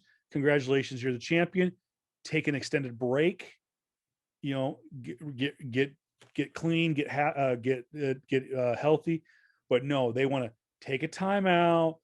They were off for what there was nothing for 2 months. Months, dude. Yeah. Then you go 30 days prep for the bubble, and then 90 days. Yeah, but here's the thing with that though. Like and now we're gonna go in a little bit of just basketball talk. it's harder. It's hard to see who's the best in just a one game format True, but because I this think at that point, yeah, but here because specifically, especially like this is the other than maybe soccer or okay football and maybe baseball, right? A series really depicts on how you can really change matchups, right? Because that's how it's supposed to be. It's a chess game. I understand that. When we fall to possibly a three an elimination match going to 3 or 5, that's a short time. Just specifically considering the fact that you're dealing with people. If you if a eighth seed team beats a one seed team because of one game, how can you gauge your career? How can you gauge the whole season for that? but And granted, and I understand that football does it, but then football is a full on contact sport. You get hit one time, you're out with a knee, oh you're out. yeah, You're out. And I understand why there's only one game because football is the highest contact sport of all freaking time. yeah. Well, and I'm just saying for that, there were so many opportunities last year with COVID Hmm. to experiment and say, Yeah. okay, this is this is an abomination season. Look at baseball. Look at baseball. What they did last year. Again, we'll just go with this for just a moment here. Mm-hmm. Baseball took an opportunity to experiment with the rules because they knew they were dealing with a unique season. Um, Going to a central location for an entire playoffs, going to adding the extra team, which I was against. Adding extra teams to the playoffs, I was against. But then guess what? It added excitement to the playoffs. You looked at the great series the Dodgers and the Padres had, which led to a great series that the Dodgers and the Braves had, and then the World Series. And that one, I'm showing my colors with the Dodgers. But Mm. I think that basketball, which so desperately needs a shot in the arm for ratings because it drags out Mm. so much because it's made for I it's don't know made for about TV. that. It's made for TV drama. Well, Basketball, they've admitted to it. It's made for here's TV drama. well, here's the thing though. Like people are saying that people are bringing up statistics in terms of well, yeah, we'll look at freaking the ratings for basketball. Well, guess what, homie? Most of the ratings you got to look at streaming stuff because streaming has been a huge thing. It's been coming on the last 3 years, where people are watching streams more now than ever instead of freaking TV. Because of why? We're getting fucking sick and tired of watching ads. Yep. We're getting sick and tired of watching dumb shit, and that's the reason why ratings are tanking because no Which, one by the watches way, it. the No one watches WNBA fucking just watching signed with this, Amazon Prime. That was a huge get, by the way. WNBA just signed with Amazon Prime. That which was a is huge good, get. which honestly is great for them because they've been hemorrhaging money. They've been NBA has been paying for their seasons forever, and they've Oh been yeah, hemorrhaging for money. since So day them one. getting Amazon Prime, so with them getting a deal with Amazon Prime, great. They're gonna get guaranteed money, and hopefully with that case, that the ratings will go up too. But Yeah. going back onto the NBA, going back to just Lakers, man, it's like just come see us when we're healthy. We're all healthy, and LeBron James is back to LeBron James and Anthony Davis Problem is, is he ain't getting any younger. he's not getting younger, but dude, he definitely didn't look old out there. No. I'm gonna say that. He looks like the Anyways, youngest 36-year-old player out there. But then yeah, just anyways, going back on yeah, going the back to week. video games. Speaking of what's normally at the LA Convention Center Yeah. is E3. Yep. It is going to start on June 12th, so just a few Yep. days away. There's a bunch of new content titles getting ready to be unveiled. This, of course, this year, E3, which I think is going forward, E3 is going to remain digital. They are not going to do an in-person conference from here. And E3 had really kind of tanked. It it wasn't getting the audience that a convention normally was. It was not getting the audience that an auto show or a Comic-Con or anything of its industry at its comparable industry. So it's gone digital. I think they used COVID as kind of a launching point to say this is where it needs to go. So yeah, there's all kinds of new stuff that's coming out this past week. We do expect, by the way, just before, I know it's not in the notes, but I want to throw this out there, just before E3, there is expected to be a Nintendo Direct. There is it's not been made official, but I think it's like a couple of days before E3, Nintendo is going to do a keynote with, say, called a Nintendo Direct, giving information about not only probably information about the new Legend of Zelda game, expansions on games like Pokemon Sword and Shield, expansions on Animal Crossing, but also the long-awaited purported Nintendo Switch Pro, which was, of course, leaked on both Amazon Mexico and I think Amazon France this past week. So, so expect that Nintendo Direct to do. Nintendo has come out and said they will be at E3. They will be a participant in E3, but they are going to do their own conference. Real quick, first thing up, Techland showcased their sequel to their fan favorite Dying Light in a live stream. So I will say beforehand, I'm pretty sure you went over it, but like, with a lot like with the Comic Cons come up, specifically San Diego Comic Con, throughout the week we have this huge ramp up in publishers by themselves, just putting forth their content coming out, because granted, you can't have your mainstay at the big show, right? You want to do it beforehand. And so you have Techland, actually, even though they're gonna have some presence during E3, they came out with their showcasing sequel for their sequel, Dying Light #2. And for those who haven't played Dying Light #1, just in layman terms, man, I think the best way to put it, parkour, hack and slash, beat 'em up, first person with zombies. That's all I can think of. That's like the best thing. It's like a looter shooter with that has heavy like fighting mechanics, and that you could drop kick zombies off of buildings of. It's more serious than that, but that's what I kind of go to anyway. And they showcased this game. They showcased this game, I think, last week. It follows the story of what happened during the first Dying Light, and I played that one. And it's a new character, and we're put it back into the post-apocalyptic world, where it's crazier. Yeah, it's crazier. It deals with a lot of like the same tropes and the same like themes you would have in post-apocalyptic, America or universe. But overall, dude, it looks really good. It looks really, really good. The lighting effects, the graphics, the sound design, just the ability to jump off of one thing, go on the other, drop kick a zombie there, hack slash shoot your zombies there, and try to just basically get out of the city or get into some type of closed environment before daylight ends, is amazing. So yeah, that looked great to me.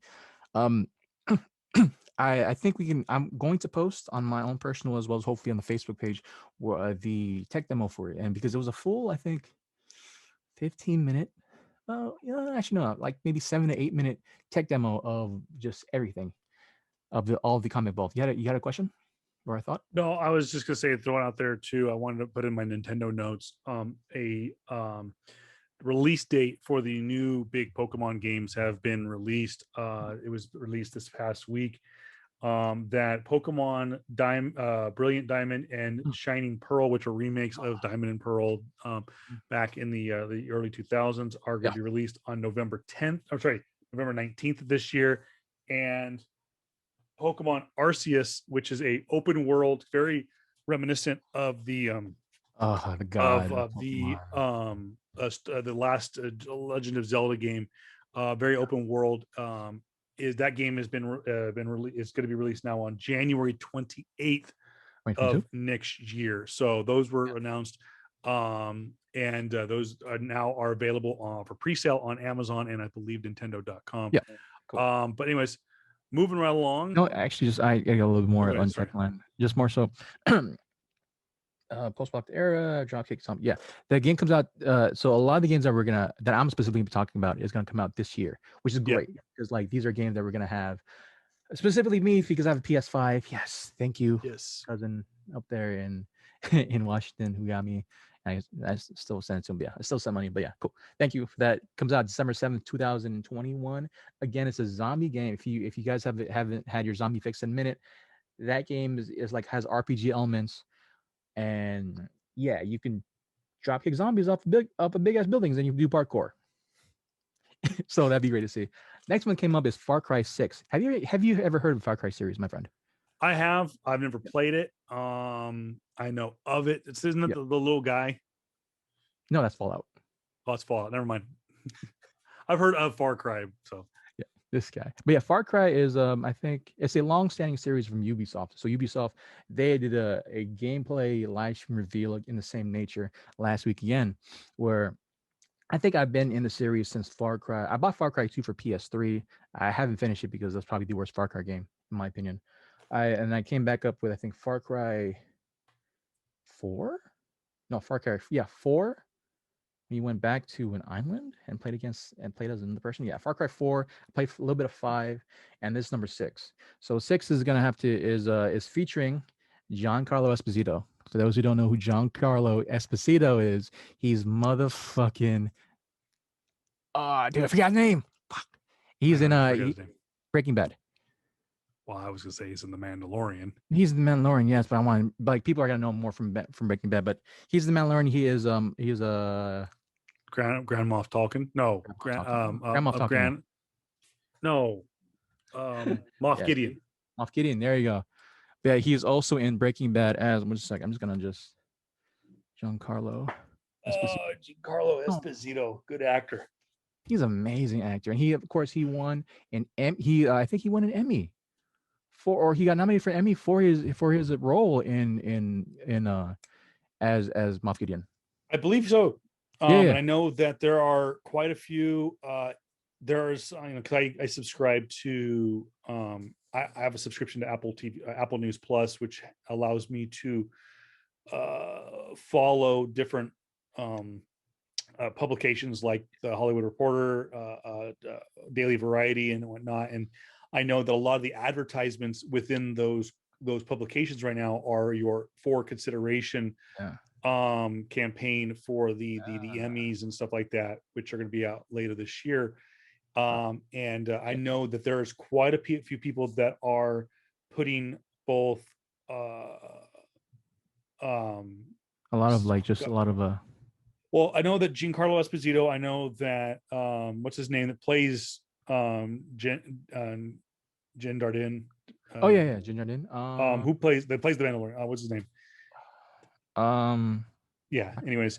Yeah, but he's that actor. He plays Gus. He plays Gus in Breaking Bad. So most people know him from that. When he's in this game, he's touted as the main bad guy, supposedly, right? For those who've played Far Cry 3, 4, and 5, you know how those go. Yeah. You know where I'm going from. But he plays a fascist dictator, Anton Castillo, that rules the fictional island of Yara. The player, controls a local yarn named Danny Rojas, and in the beginning you can choose whether Danny can be a guy or a girl, who was once a soldier, now turned guerrilla freedom fighter, hoping to topple the current regime. So it follows the same style of Far Cry games. I mean, I played again 3, 4, and a little bit of 5. You see a lot of these elements in other games too, mainly because of how it was popularized to Far Cry. The open world aspect, going to jungles, taking out enemy encampments, that came literally from Far Cry. And you see more of the same, except for at this point you are toppling I think the first time, a Spanish or a South American regime. So that's the first of its kind, in the sense of like this case, even though another game, I think done by Ubisoft as well, called Just Cause, has been doing that for the entirety of its lifetime, but still, this is the first time you see it in a Far Cry game. It's more of the same for me, but like it's a huge game for Far Cry. It's a huge it's one of the flagship titles. It looks samey to me, but I'll probably give it a chance because I want to see how that jungle lushness looks like in my PS5. That's just me. But I'm going to the big point here, and this is the main reason why I just want to talk about it. As y'all see behind me, right? As my background, right? This is Horizon Zero Dawn. Here's this Horizon Forbidden West. For those who are listening to us on podcast format, if you go to our YouTube again, or hopefully I'll just post it out I'll give you guys a link. I'll just post it out on all our socials. This is an in-game still shot. In the game, this happened. This is it. It's exactly what the game looks like. Because Sony has released a full-on 14 minutes of uninterrupted gameplay of that had both I guess in-game cinematics, where it had like I can't say CGI scenes, but more so like, those acting scenes, right? Where their people are together and all that stuff. And then live action gameplay. And so for kind of like what Nintendo has in their Nintendo Direct, Sony has in their late state of play. And so this is their version. They basically said, here, Guerrilla Games. The Guerrilla Games is, of course, a first party developer for Sony themselves, and they make strictly just Sony games. And these guys, they made Killzone, and they made Horizon Zero Dawn. You go from freaking dusty gray marine shooters to fighting fighting jungles against freaking dinosaur robots. Yeah, that's quite an upgrade. But dude, the gameplay, oh my god, I gotta show you that stuff, bro. Because if you get a PS5, and you guys can probably find the gameplay reveal on YouTube. I think I watched it on IGN.com, and they showed a full on 4K 60 frames per second, live of running on a PS5.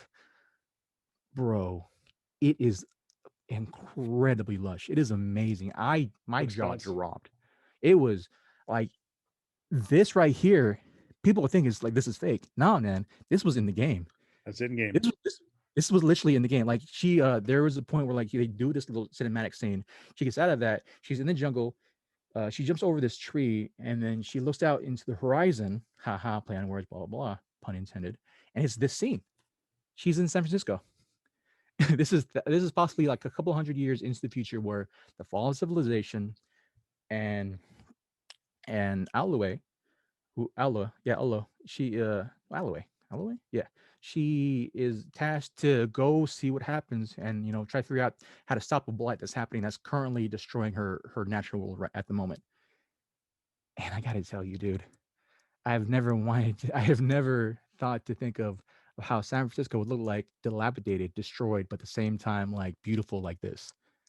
It is amazing, I gotta say, and I gotta give huge props to the people at Guerrilla Games to make this game look like this. It is coming out on PS4 and PS5, but I have a feeling that it's not gonna look anywhere close to this on PS4.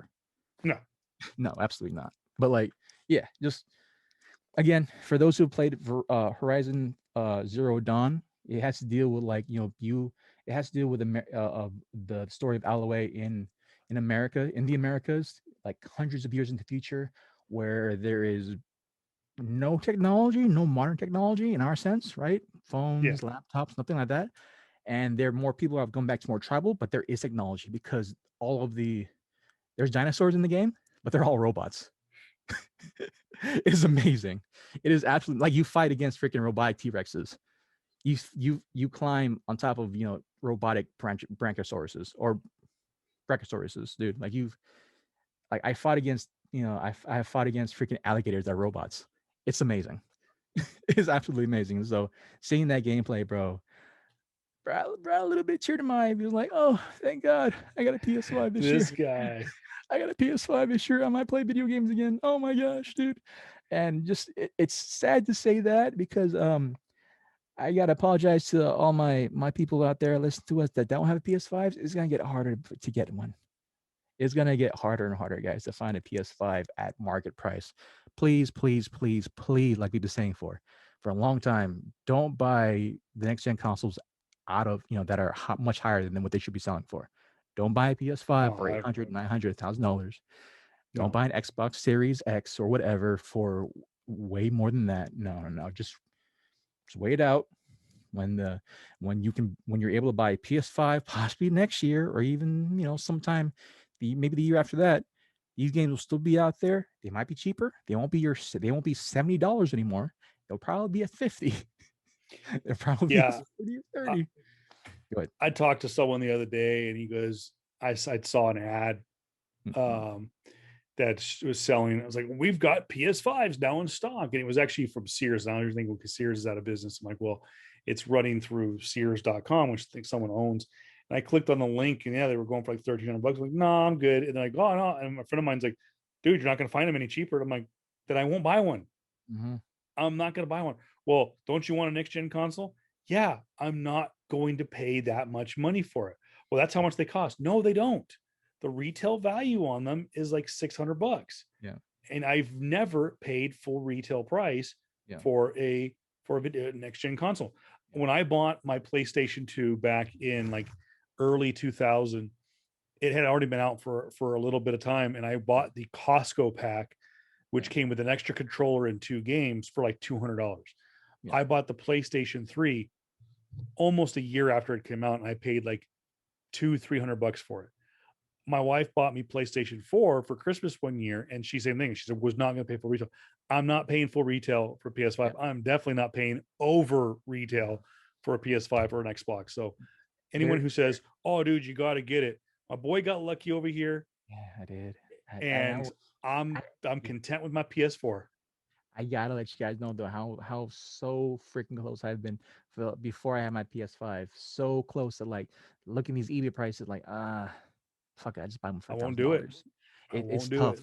And like again, the $1,000 are just the PS5s, right? Just like no controllers, no games, right? A lot of times, if you do go to Costco or Sears or the other sites, they're gonna have PS5s out, but they'll be always bundled, have like maybe a game and controller, and still ask for like $900, right? Yeah, like that's crazy to think of. Like, why would you? The console itself costs it's supposed to be MSRP, $599. Why are you selling it for way more than it should? I will say that historically, if you can find the bundle at Costco, that is going to be your better deal. Bundles should be cheaper, specifically what you're getting because for of what you're getting. But because of the time we're living in, let's just like, if you're trying to get a next gen console, it's not going to happen. For MSRP, you're either going to be really, really, really lucky, or you're going to pay way more than you should, right? Because of just because of the components in them at all, like the superconductors that they use to make chips and all that stuff. They're supposed to be in other things like your phones, like your TVs, your laptops. They're in medical equipment, and so yeah, gaming consoles are pretty low rung under that list, right? There was a report out there where freaking Samsung and Apple were hoarding their super components, their superconductors, right? Because of stuff like this. So they're hoarding like thousands upon thousands of superconductors, so they just make phones and have them out on on proper days. And so yeah, it's if you're looking to get a next gen console, just wait a couple years, guys. If anything, it'll probably be a good thing because one games that you're super hyped for now, you'll be able to get when they come out, and and they might be cheaper, right? God of War Ragnarok, that was supposed to be slated to come out this year, has been pushed back, sadly. But then great, at the same time, that's good because give that game as much time as you possibly can. Don't be a freaking Cyberpunk. Like I say, a lot of video game companies have looked at Cyberpunk and just went, "Nah, good, nah, dude, we can wait." Yeah, absolutely. And so like games like this one, Horizon Zero Dawn, that's probably been production since the first game came into was released, which was 2018. This is 3 years in the making.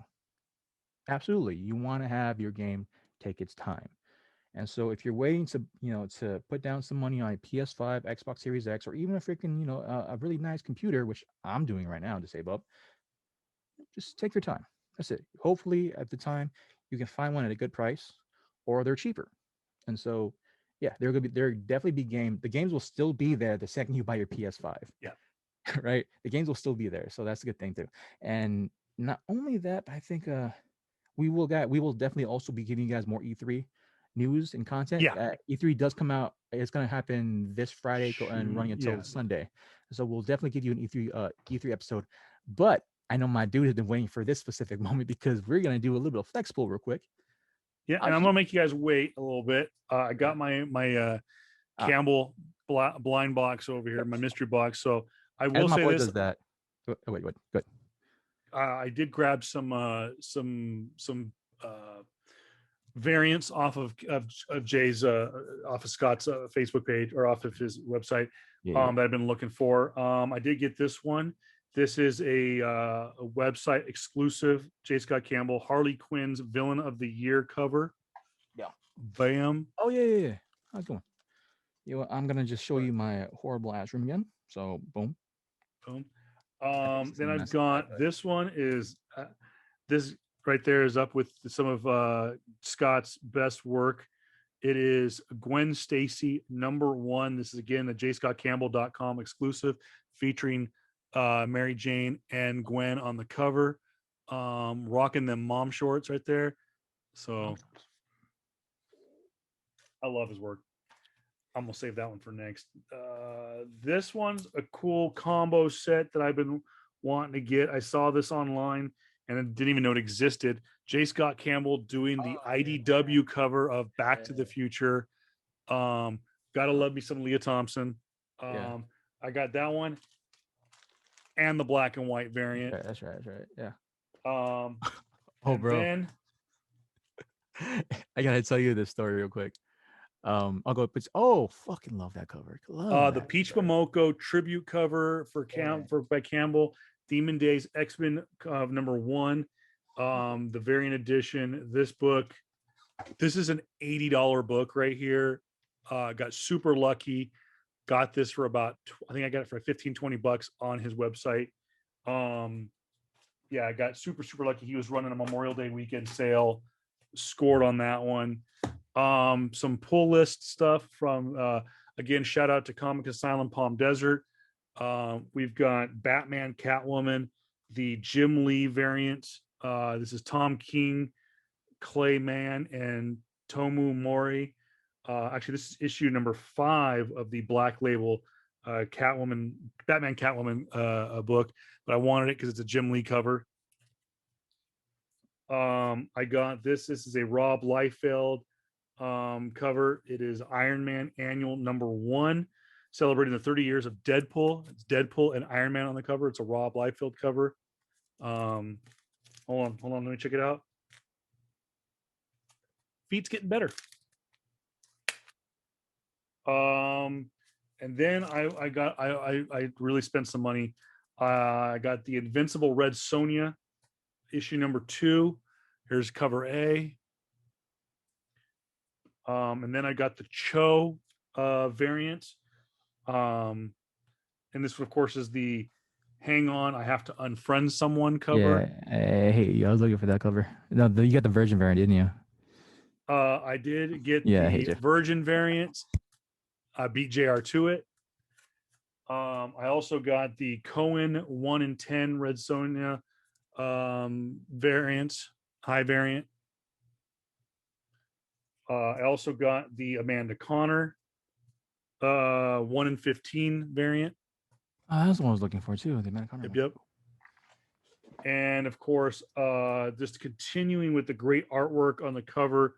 This is Black Cat issue #7, the Gilded City conclusion. I don't know who the artist is on this one, but you know what? This actually is this Adam Hughes? No, that's not Adam Hughes. Adam Hughes doesn't do backgrounds. What's that?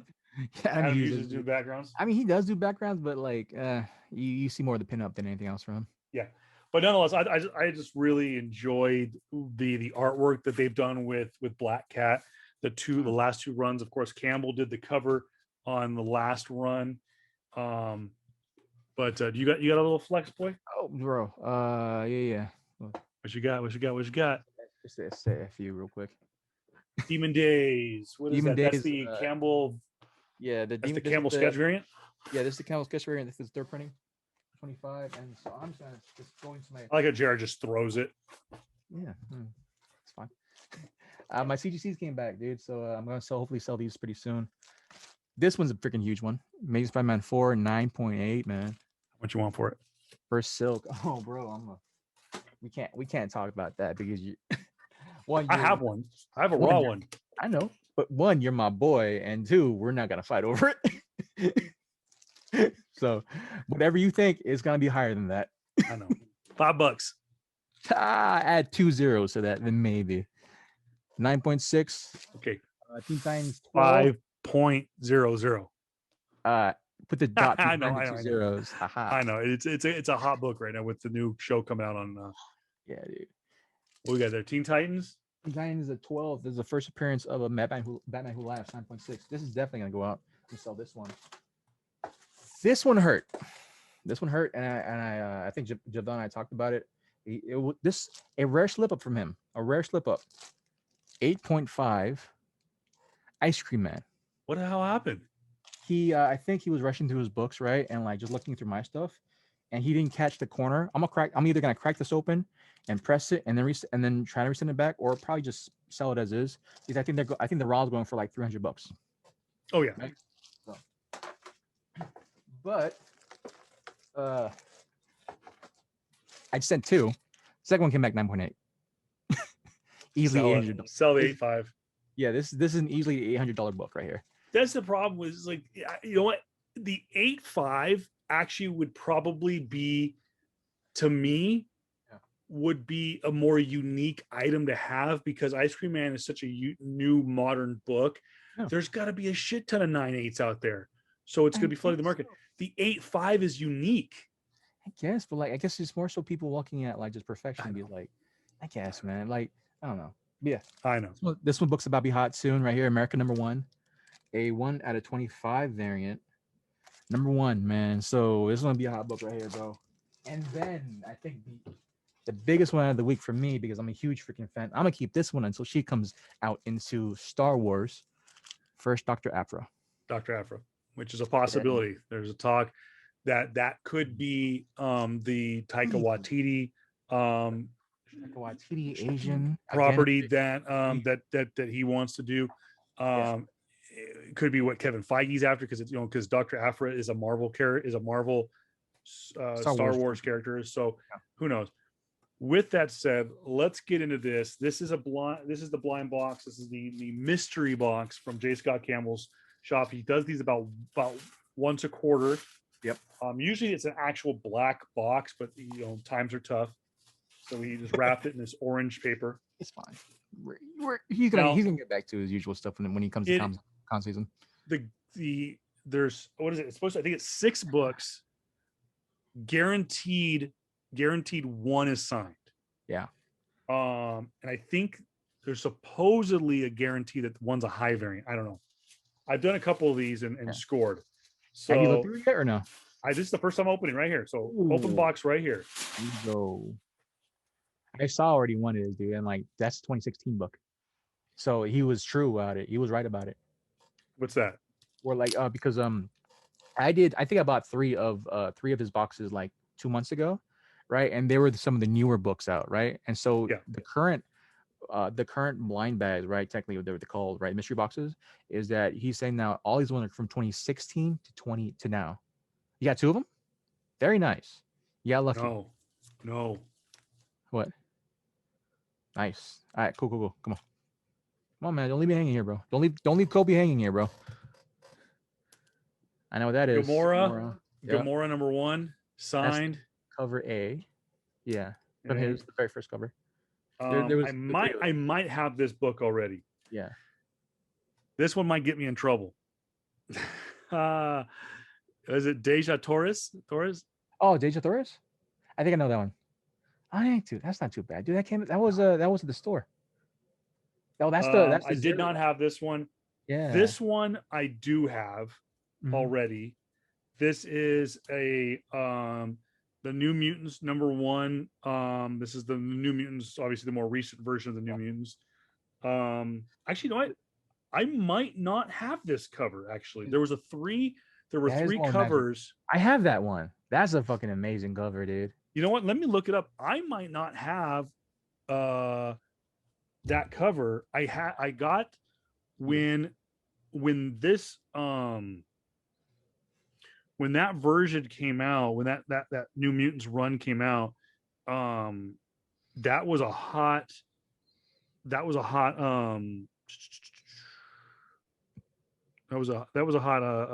cover to get. And I think chicks sold out of them real quick. Is it the New Mutants? God, why can't I find it? That's definitely Mutants. I think that's New Mutants number 12, I think.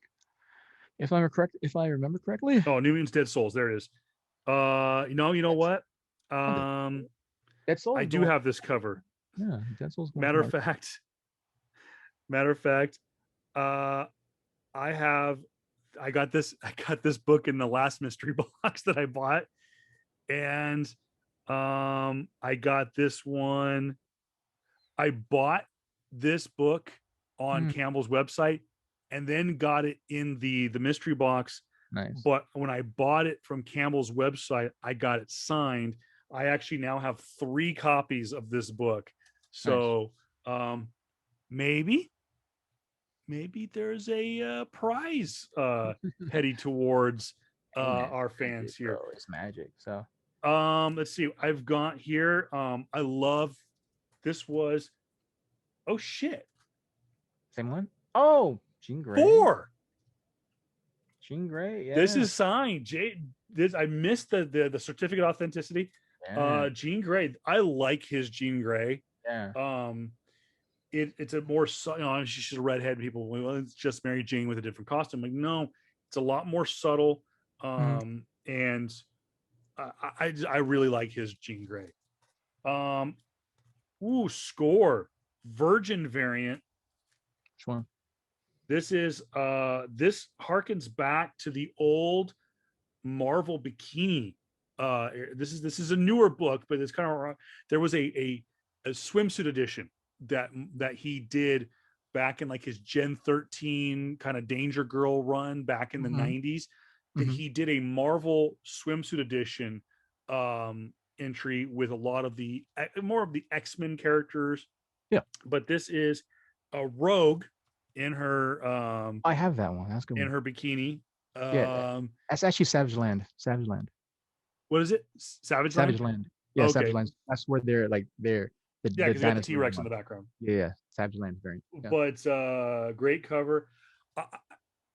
I love.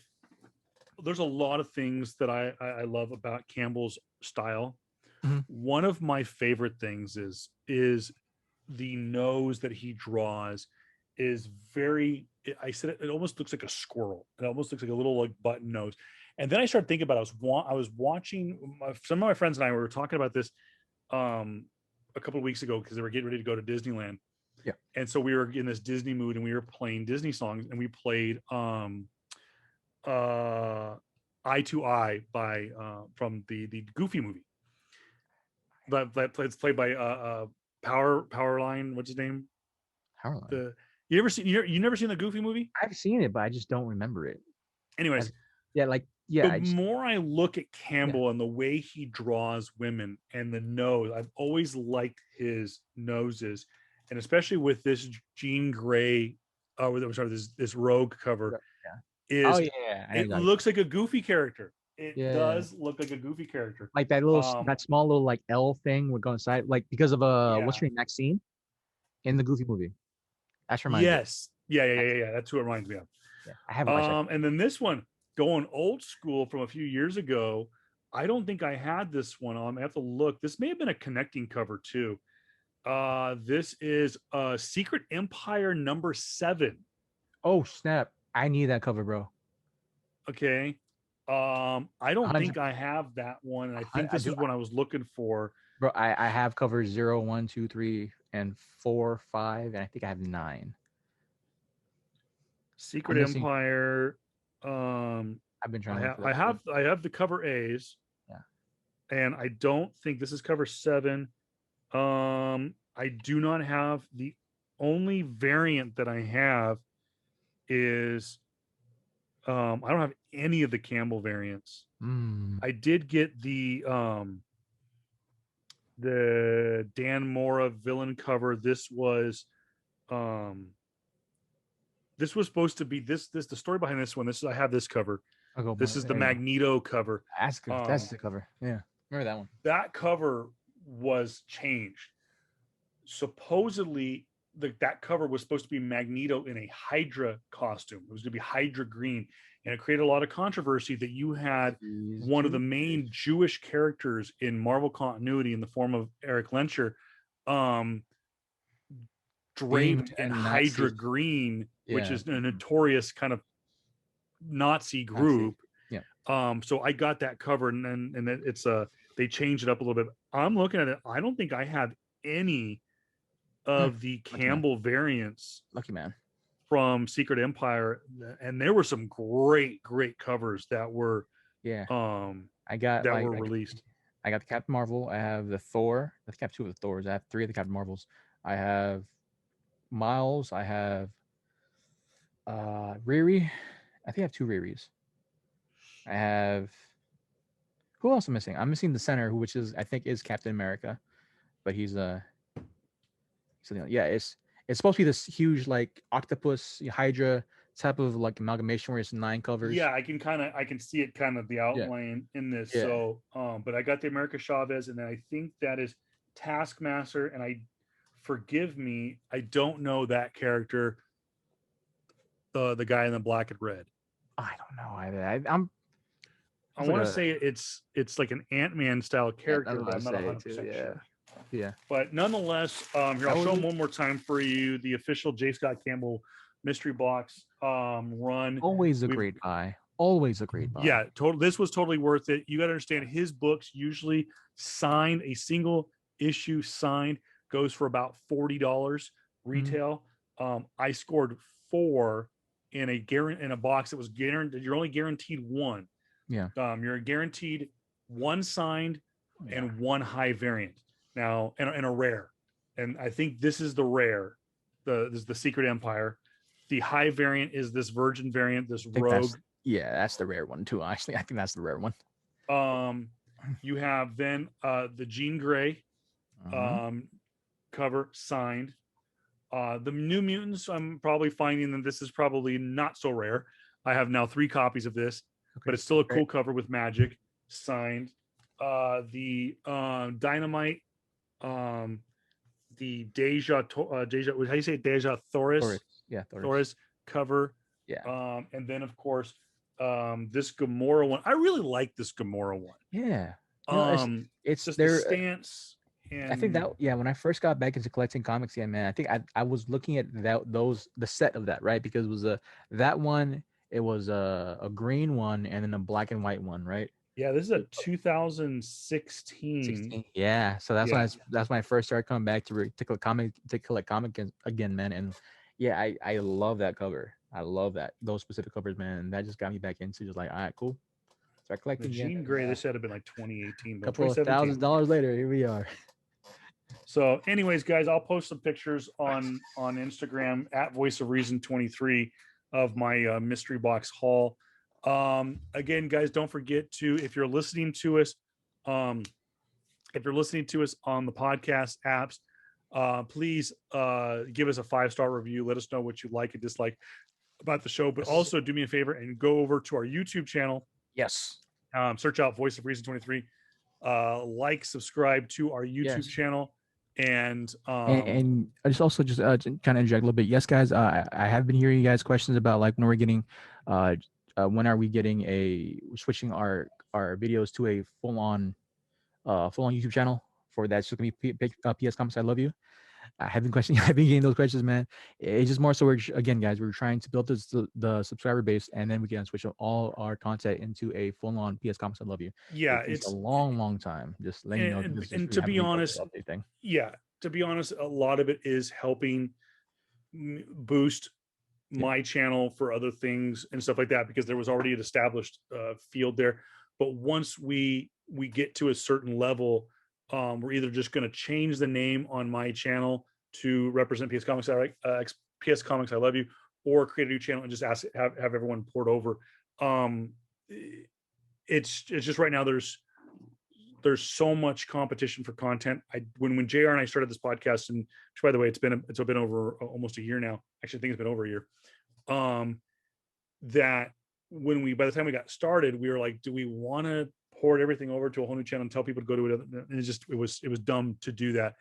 So yeah, we're just going to get to a point on my channel, and then we'll just start moving stuff over to a dedicated YouTube channel. And I think at that point, JR is going to be able to do some editing and do some shorts. Did I lose you?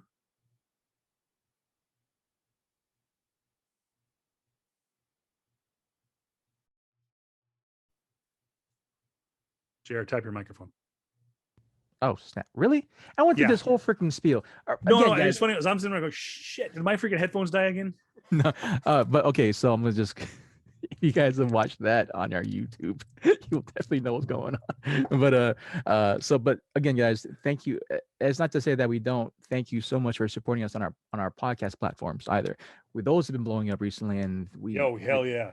definitely thank you very much for everyone who's listening all across the world, and specifically my home country of Philippines. Thank you very much. Blowing up in the Philippines. Oh yeah, guys, thank you very much for that. We will. I know for sure I will try to edit a lot more when we do have a dedicated YouTube channel just for that.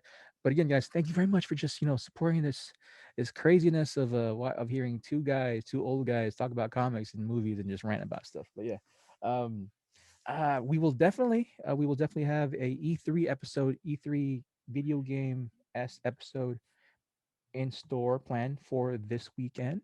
Unless we have I think the next episode, which will be, I believe, Sunday, it should be episode number 50. Yeah, 50. I know that the numbers have been a little off. Let me just double check that real quick because yeah. And again, if something crazy doesn't happen, like again, Spider-Man popping off and just dropping a freaking big ass trailer that you're gonna reveal some crazy multiverse type of stuff, expect video game. Never mind, you have to wait. This is technically today's episode 48. Really? Yeah. Okay, episode 48. It is. Okay. Well, that'd be good then, because if episode 50 is Spider-Man, I had to check. Okay. So I'm not drunk. I'm buzzed. No, I think the number, because so going back to the Roman numerals, I think we kind of bit ourselves in the butt there. We kind of like what number is that? Yeah, we tried. So yeah, we're on episode 48. Okay, 48 is cool. So episode 48. So episode definitely 49 is gonna be your E3 episode, and hopefully, if nothing crazy happens, granted, if you follow Marvel or DC or any of the other pop culture oriented news articles and such, we will definitely give you guys that information and as well as our takes on it. But yeah, just thank you very much, guys, for just rocking with us for almost a full year and a couple months now, guys. You have anything to add, my friend? No, again, be on the lookout. We will be posting a podcast this week in regards to Loki. Yeah. Just bear with us because it is midweek. Schedules are kind of funky. It is new release comic book day, so I'm going to be going from work to the shop, get dinner, come home, watch it with the family, and then bust out a podcast Wednesday night. Yeah. So we will have a podcast on Loki episode 1 this week. It may not be, we will try to get it posted Wednesday night, but most likely get posted by Thursday night. Yeah. And then of course, like JR said, by next week, we will have, what's it called? We'll have the E3 episode. Also, too, it should be noted that JR and I talked about this. We are going to start pre-recording some interviews. We're just going to do. We've made the decision we're going to just do an interview show, which means it's not an interview like in the middle of doing in the middle of it, not doing an episode, we're going to go let's go to the interview. No, what we're going to do is we're going to record an video, record a interview, and then drop it as a bonus episode. Now, I'm working on about 2 or 3 of them right now. Some may be involved with JR, some may just be me and the guest. I think what's going to happen if I can get those recorded this month, those are going to get saved for the 2-week hiatus that we will be on. When season 1 ends. And for those who don't know, I'm going to be going on vacation in July. I will actually be going on vacation starting on the weekend of July 17th. So normally we record on a Sunday, so it would be July 18th. So the 18th and the 25th. The 18th, the 25th, and the 1st. So actually, we're going to probably miss 3 episodes. The season 1 will come to an end on July 11th, or right around that week. So unless something crazy happens, like let's say, I don't know, Kevin Feige does a massive takeover of DC, we will do. I'm taking my laptop with me on vacation. Obviously, during that 2 or 3 weeks that I'm going to be gone, normally would have been Comic-Con. Obviously, that's not going to happen. And whatnot. So, just taking the family on a little vacation. But I'm going to try to record some interviews with some people involved with Comic-Cons, with some cosplayers, some other people, some other creators. So yeah, be on the lookout for that. Maybe we'll jot that during the week of that I'm out of town. So, Yeah. All right. He is J.R. Cabacungan, the Dark King, also at Sir. also not J.R. Comics 42. Yep. Yours truly at Voice of Reason 23 on social media. PS Comics I Love You on Facebook. PS Comics I Love You on Instagram. PS Comics I Love You with the little U on Twitter. Yep. PS Comics I Love You PS Comics I Love You podcast at gmail.com is the email address. And we will see you later this week with Loki. Yeah. Episode 1, season 1. Yeah. And man, I cannot wait. The reviews, the early reviews on this are insane. Yeah. I mean, like I want to go again. I want to go full on blind into this and just be amazed, because that's what they've been doing to me, and I'm just gonna be a fan. And yeah, man, hopefully that. And again, guys, you can follow us on all our social medias as well as all our podcasting platforms. If you guys have Spotify, we are on Spotify. If you guys have Apple Podcasts, we're definitely on that. I know my buddy has said that before, but we gotta just constantly say it over and over and over again. Thank you very much for all your support, guys. Thank you very much for all your kind words and just giving us follow throughout this throughout the pandemic era. Hell yeah. Pandemic era of this time. But yeah, thank you very, very much, guys. We'll see you next week as we go on to, again, not just E3, but Loki. Anything else? So peace. Hey guys. Oh man.